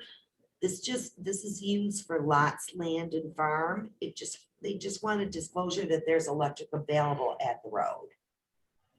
Home warranty, you would check if your buyer or seller is, sometimes the seller is providing a home warranty. If it says that in the MLS, make the check mark. Your lead compliance addenda, that would be attached if the house is built before 1978. Personal property agreement is oftentimes used. They want the refrigerator, stove, washer, and dryer on a separate addendum for the sum of $1 because the banks don't want to finance these items over 30 years. If it's a conventional 20% down loan, I put them on the purchase offer. If it's a cash transaction, I put them on the purchase offer. But if it's FHA, VA, or conventional with anything less than 20% down, I put them on the personal property agreement. The property inspection is a separate addendum. This is if the buyer wants a separate, or not a separate, if the buyer wants a home inspection. Rented property addendum. If you are buying a multifamily home, this is a wonderful addendum. It's 2 pages. The first page gives the right to the buyer to review all the leases. The second page is the financial breakdown of the rents, the security deposit, what's included in the rents, who owns what, who owns the refrigerator, stoves, washer, dryer. Is it a year lease? What's the term of the lease? Is it a month-to-month lease? How long have the tenants been there and when does the lease expire? It's a great form. Can I have a quick Title, question? another 2-page form. That is another 2-page form that I said get help with. Never do that on your own. Short sale approval, I believe that is now on the contingency addendum. If the property is a short sale, there's a whole separate addendum that your buyers must understand that their offer isn't accepted when the seller signs it. The seller's bank has to sign it too and approve the short sale. Uncapped natural gas well. Again, when New York was up for fracking, A lot of these companies came in and dug these big major holes in vacant land, acres and acres, and you don't know where these holes are today. So we hope that the seller discloses if there are uncapped natural gas wells.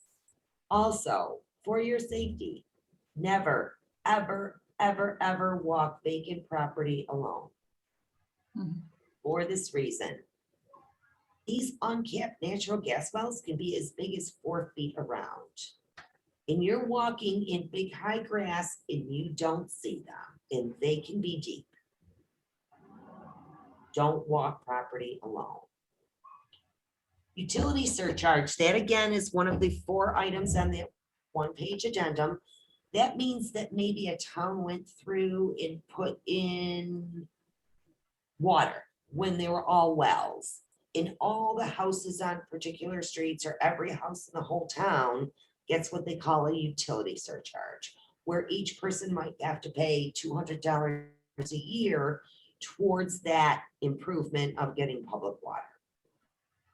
Wayne County disclosure, any home built in Wayne County needs an additional disclosure, not just the property condition disclosure, they need that too. But Wayne County has a separate disclosure, quite frankly, it is for Ginna nuclear plant. Well, in septic system, it's a separate addendum again, it's in this package, we will go over it. Any other terms that you're gonna put in, this is where if you're gonna write an escalation clause, I write in here, escalation clause attached. I write in here, right of first refusal. I was seeing some, at one point when there were multiple, during COVID, people were writing in there, subject to buyer seeing the home within 24 hours of acceptance.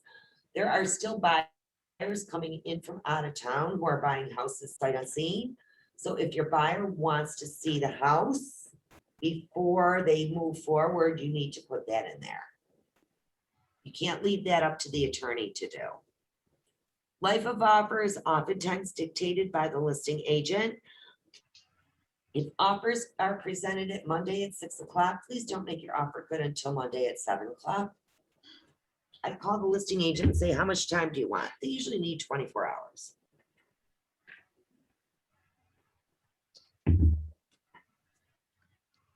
The next page is the admin page. Oh, excuse me. This is where, if you don't want a property inspection, you check it off. Okay. Buyer signs it. Make sure your buyer signs. It's kind of important. And they have to initial every page. Then hopefully the seller checks this box and signs. And everybody initials every single page. If there's a counter offer, please, please, please make sure you write it underneath the seller's signature, not above. Attorneys get pretty upset when you do it, write the counter offer above someone's signature. I know there's not much room. That's why there's a continuation form. If you need an additional page, pull the continuation form. Administrative information. Our staff will kick this back if you don't fill this out. And you should, you need it. You need it for your records. You need it for everything. This is your contacts. Here's a copy of the escalation clause. On my escalation clause, I did put in the clause, I did fill in including other escalation clauses. So what that means, so it's perfectly clear to other agents, if my buyer writes an offer, they will escalate over other buyers' net offers, including other buyers' escalation clauses. So what's that gonna do? It's gonna make it go up and up and up and up, and they're just gonna keep bidding and bidding and bidding and bidding and bidding, rather than saying, my buyer stops at the highest competing offers, not including other escalations. Did I screw up? No, you're perfect. Oh, okay, do you want me to move? No. All right. Here is the right of first refusal. If after accepting above stated offer prior to attorney's approvals. So what I would do is I would just take a picture of that and type it into after number 9 on other terms, if that's what you decide you want in your offer. There's some agents who put that in every single offer. They've probably gotten burned a few times, so they're gonna put it in every offer. So you may want to do that as practice, common practice for yourselves. It's up to you. For escalation clauses, do you have a number that you always use, or it depends on the property, sales price and stuff like that? How do you? You gauge mean, that? you mean increments of like 1,000? Oh, Yeah, yeah. no. Sometimes it's, I kind of put it towards the price range of house I'm looking at. If I'm looking at a 100 to 150,000, what I usually see is 1,000 or 1,500 over. The last few, I just wrote one over the weekend. My people went 5,000 over other competing offers, but the house was in the 300s. I've had listings where the buyer went 10,000 over other competing offers. I thought that was crazy. Personally, it was my listing. They didn't win anyways, but I thought that was out of control number. Why would someone pay 10,000, even 5,000? Why would someone pay 5,000 over? They wanted the house. Right. It's not a very good answer, is it? You kind No, of, no, but it gave me a range, because I'm like, Yeah, is it $100 no. or is it in the thousands? Yeah, yeah. yeah, I hit a little listing over on Velox Street, and there were competing offers, and one offer they came in 500 over, and another offer that came in 1,000. There were not any that were more than 1,000, but we're talking about a little $85,000 house, 85,000. Mm. Other ones, there were competing offers. They were going 70, 80 over asking price, 70 or 80,000. Mm. So those escalation clauses were, I think that the highest one on that one was a 5,000. It's a lot of money. Yeah. But they obviously are shown, and also my buyer put down a $25,000 good faith deposit. 25,000. The listing agent told me that was the decision maker right there for the sellers. If somebody's willing to put that much money up, they're serious. I was happy. Finally got the offer. This is the continuation form. If you run out of room, this is where you continue. If anything needs to change during the contract, this is the form you use. It's an addendum to the contract.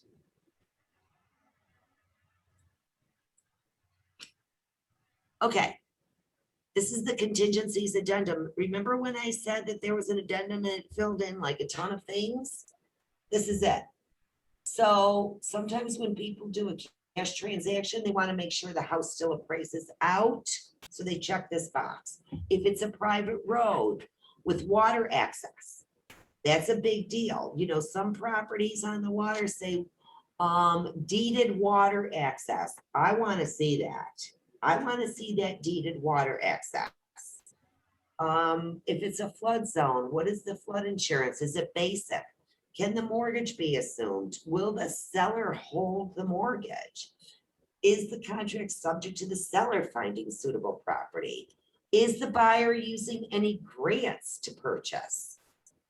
Some of the buyers want to do a post-settlement inspection for air conditioning or pools because they're buying the house in the winter.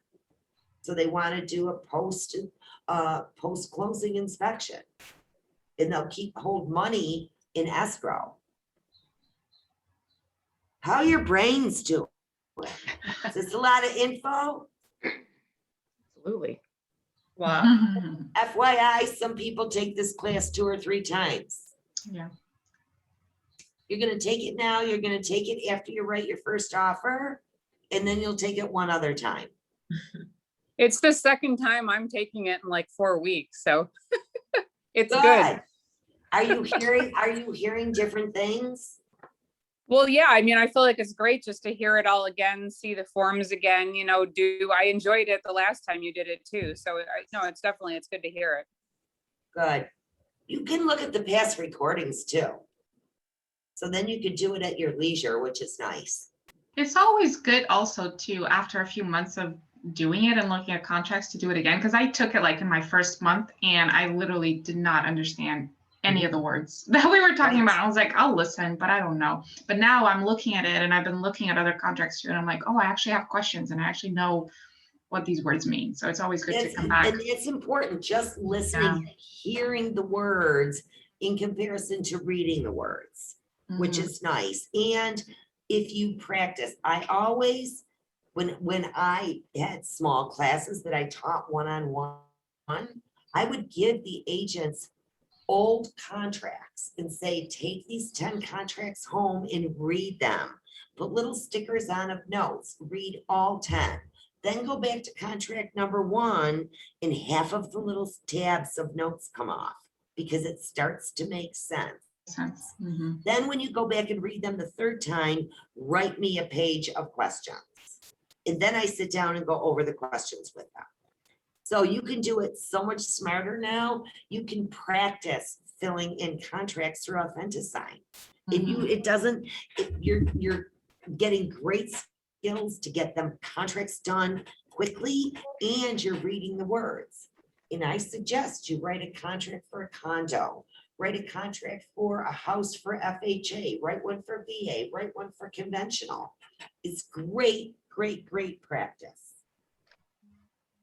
So here is the 4-page addendum that shows you your electric availability, your utility, your agricultural, your uncapped. Again, this is just a disclosure, another disclosure. How many times did I say that word today? All parties agreement. This is for FHA and VA. For FHA, you have to fill in the purchase price here at the top. The bottom third of this is for VA. You need this for an FHA or VA financed home. Here's the personal property agreement for the sum of $1, refrigerator, stove, washer, and dryer. I've had a few calls lately on cash transactions where the buyers, to keep the assessment down, want to purchase personal property separately so they can keep the purchase price down. So I had one agent say, well, they'll buy the refrigerator, stove, washer, and dryer for $100,000. I'm like, huh. First of all, that's falsifying documentation. Because it's, you know, they're trying to keep their taxes down. Sometimes it can be reasonable, like they're buying the refrigerator, stove, washer, dryer, riding lawnmower, snow blower, weed whacker, lawn equipment, and bedroom furniture for $10,000. Okay, that's reasonable. But to have someone do 100,000, they're talking with their attorney. I'm not going to have any part of it. I'm not doing it. When you get on the lakes, you see this a lot because people will buy the dock, the boat hoist, all the furniture, all the boat equipment, all the life jackets, everything. You know, everything. And they'll pay $200,000 for that kind of stuff. Mhm. And it's really reasonable. So just food for thought. Wouldn't we all love to be selling those big expensive houses like that? Property inspection. What people usually fill in, like if they want a licensed engineer, radon, chimney, they check which inspections they want. Other is what I usually see in here is pool. Sometimes the buyers want a pool inspection.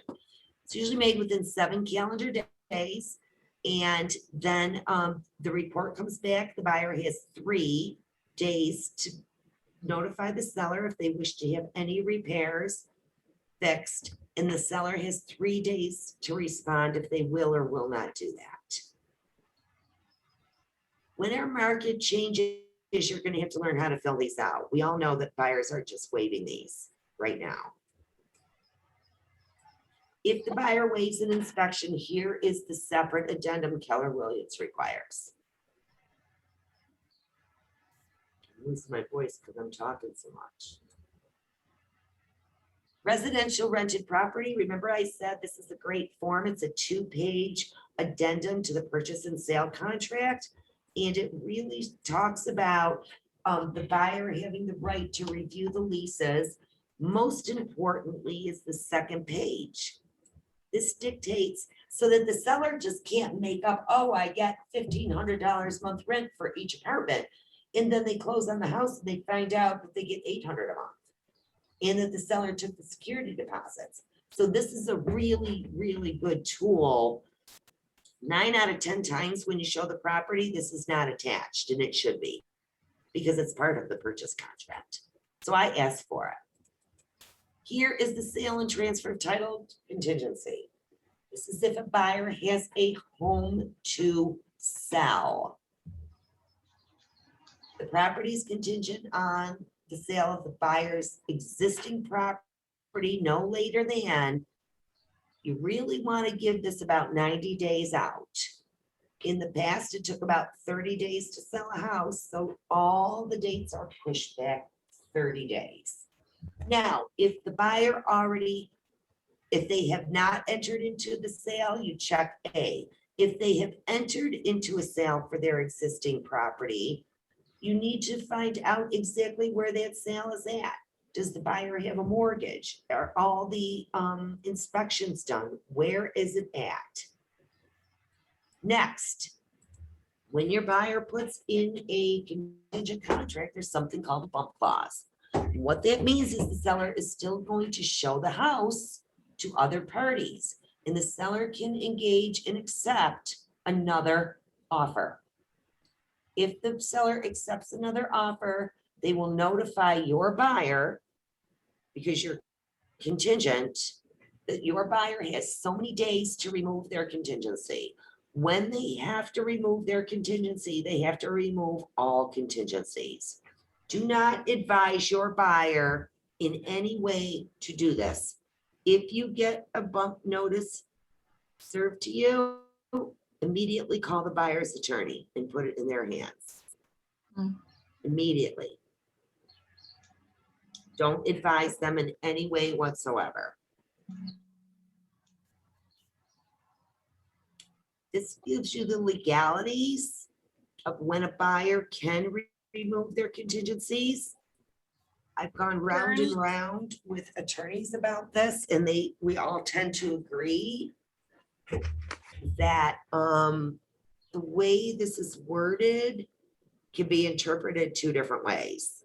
So I'm going to tell you to get an attorney's advice. Do not just remove. Karen, can I ask you a question? Sure. How many days do they normally, what's the calendar days for them normally to remove the contingencies if they get bumped? 3. 3, okay. Now, if your buyer's house is sold, I've tried to put in like 10 days or 12 days, or I've tried to cross it off completely. And I've gotten them through that way. Like, don't bump me. The buyer already has a mortgage. They've already, everything's ready to go. So don't bump me. You're just waiting for 2 mortgages instead of 1. In a market where we were seeing contingent contracts, that was fine. In today's market, I have agents call me, my buyer has a house to sell. I go, don't even bother showing it. Right? I know that sounds horrible, but it's the cold hard truth.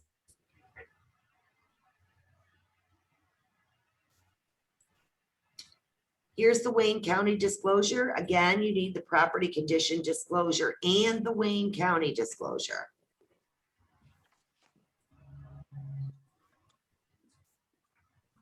Addendum for well and septic. Now, for well, you're testing for potability, which means the water is good to drink, and the volume. You want to make sure it's replenished. Inspection of the septic system and pumping of the tank to be completed within, it's usually 30 calendar days. And then you can check at buyer's expense or seller's expense. Then if the buyer is not satisfied with the report, here I put 5 calendar days, because a lot of times if you get a well test done, it might come back inconclusive. So it takes time to get a hold of the lab and find out why was it inconclusive. inclusive. The same with the well.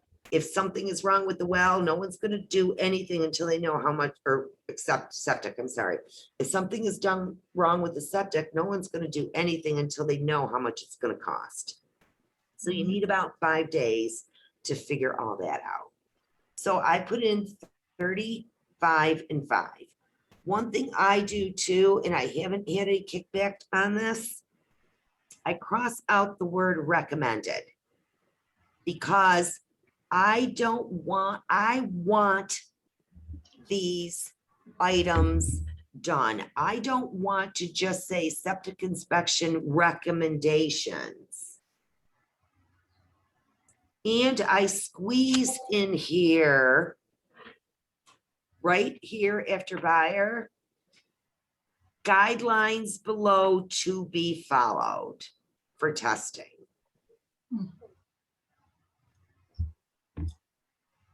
You know what? It's kind of like you get burned once, then you tighten up your contracts. Someone did a septic inspection and I got a piece of paper that said all okay pumped. And I'm like, it's not an inspection. They said, well, the addendum just said recommendations. Says you had to pump it. That was it. That's when I changed it.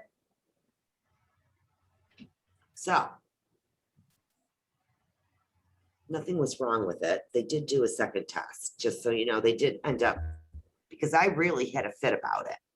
I thought that was ridiculous, but so they did, the inspector did, or the septic people did go back and they did a more thorough inspection and nothing was wrong, thankfully. But it was disheartening that that's what they felt they could do. You know, a standard pumping used to run around $200, $250. They charged the seller $500 to write that piece of paper. I said, where's the report? Oh, it was visual. So these are the kind of companies you make sure you keep in your mind, like, I'm never going to use them. So what are your responsibilities as a buyer's agent? If any of these contingencies, I kind of keep this on the side too. I print this page out just to keep myself in check, to make sure I'm covering everything in regards to my obligations of removing contingencies. If any of these items are checked on the contract, I print this out and make sure if I'm doing an engineer and home inspection that I have removed that contingency. If my buyer is getting a grant and they get their grant, I have to remove that contingency. If my buyer is getting a mortgage, I've got to remove that contingency when they have a commitment. If I don't remove that contingency, that would be grounds to cancel a contract. 9 out of 10 times, agents don't remove mortgage contingencies. I kind of don't for my buyers sometimes, because if anything happens, like if they lose their job right before closing, and I've removed their contingency, they could lose their deposit. So we've all kind of backtracked since COVID. A good attorney will say your buyer's supposed to have their mortgage today. I want the contingency removal, or a good listing agent. So we have different standards. If I'm a listing agent or I'm a buyer's agent, I'm looking for different things, aren't I? Mm-hmm. You're always protecting your client. So you go the step further, you know, the septic inspection, if the well is good, if the well volume is good, it's up to you to put the report forth to your buyer for your buyer to review it and say it's okay. I'm not telling the buyer it's okay. Let the buyer read it and research it.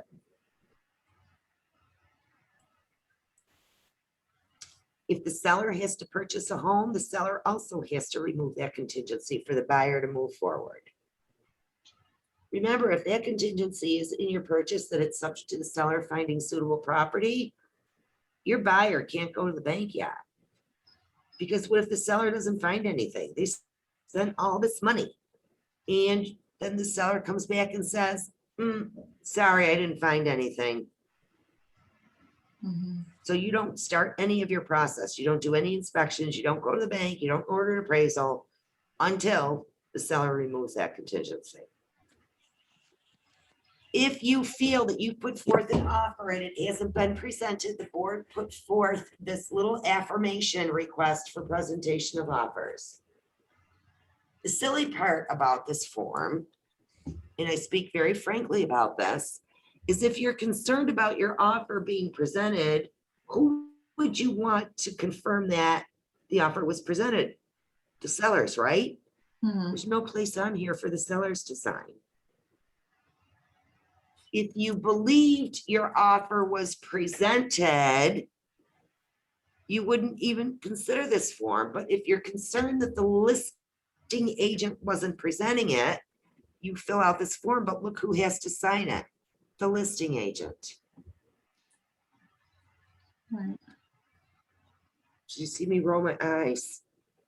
Right, if he's hiding something or not presenting it, he's not gonna, he's, Yeah. You don't trust the listing agent to present your offer. Do you think you're gonna trust him to sign this piece of paper? right. Yeah, they're just gonna So I sign asked, it and for say, this- yeah, I did. I cross it off and ask for the seller's signature. That's what I would do.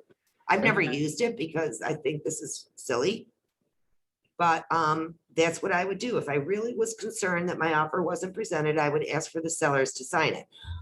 I've talked to agents who've used this form and they said the listing agent never even signed it and sent it back. Just said the house sold. That was the end of it. Oh. Not cool, huh? Don't be that person. This is the form we never want to see, but it happens. If the only way to get your buyer's deposit back is to have a signed cancellation of contract. And you have to have a reason to get the buyer's deposit back. Maybe they didn't get a mortgage, maybe they didn't sell their house, etc. Make sure your buyers understand that once they go to get a mortgage and buy a house, they can't go out and buy a new car or get new credit cards or empty their bank account or quit their job or change jobs. Mhm. They cannot do that. They will not get the mortgage. The bank calls 48 to 24 hours before closing to make sure the buyer is still working. The bank pulls another credit report right before closing to make sure the buyer's not out buying things. Don't buy a thing. I've told buyers, give me your credit cards. Give me your credit cards. Do not touch the credit cards. This happened to us when we were selling our house, actually. The buyer got a new job and it, like, they had to verify that she had it for a certain amount of days and she didn't. So our closing got pushed back like almost 2 months because they wanted her to have that. I mean, this was years ago, like at least 10 years ago, but still, she had changed jobs and everyone was like, why did you do that? Right. And I mean, we were like sitting ducks. I mean, it was like either wait for them to Yeah. say, okay, you've held this job for 6 to 8 weeks, or you could cancel and we'd have to find someone else to buy our house. So, Which you're right in the same time frame. right. Yeah. Yep. I know. I mean, sometimes certain circumstances I mean, sometimes stuff happen. yeah. You know, like if your car gets totaled and you need to buy a car to go to work, what are you going to do? Right. Yeah. But I've gotten calls from loan officers and said, oh my God, is so-and-so okay? I go, what are you talking about? Well, they totaled their car. Well, how do you know? Well, they called me to see what kind of car payment they could have on their purchase to make sure they still qualified. Well, And I'm that's like, good. oh, I love that buyer. It's Mhm. my best friend. But, you know, these are just things that happen and you can't, I mean, if someone loses their COVID was a nightmare. Oh, I mean, like if Oh. you got fired, you obviously want to get a new job, so you have something on paperwork before you close. So, you know, but and I did have one client who was furloughed. And I Yeah. was like, oh my God, he got furloughed 2 weeks before closing. And I'm like, oh my God, what do I do? What do I do? I said, do you think you'll be back to work? He said, well, they said I would be back to work after 2 weeks. I said, do you think? He goes, I don't know. yeah, because you're not getting paid during that time. So yeah. No, what happened though is the bank didn't, because of COVID, everything was backed up. The Yeah. bank never called. He actually went back to work exactly 2 weeks later. So he would have been back to work 4 days before closing. or 3 or 4 days, but the bank never called because they couldn't get through to the employment because there was no one there to verify employment. Nobody was on site. So it's like, yeah, we're gonna close. No one's on site for us to verify. Yeah. Here's his last paycheck. We're good.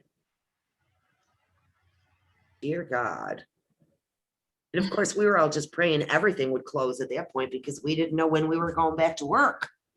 Right. Nuts, nuts. Well, guys, I left you 4 minutes for questions. I'm sorry. Your brains are probably so full right now. Mm-hmm. Yeah. Anything stand out as far as questions go? No? Not for me, but I'll probably be like what Felipe said, the next time I do this, I'll probably have more questions because I'll understand more since Mhm. I've just been at this for the last couple days. It's still good to listen because you're Yeah, hearing no, words. yeah.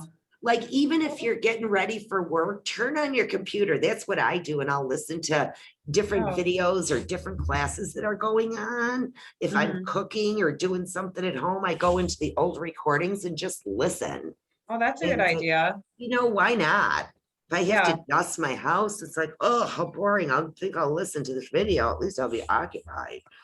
Instead of a podcast, I'll put this on. There you go.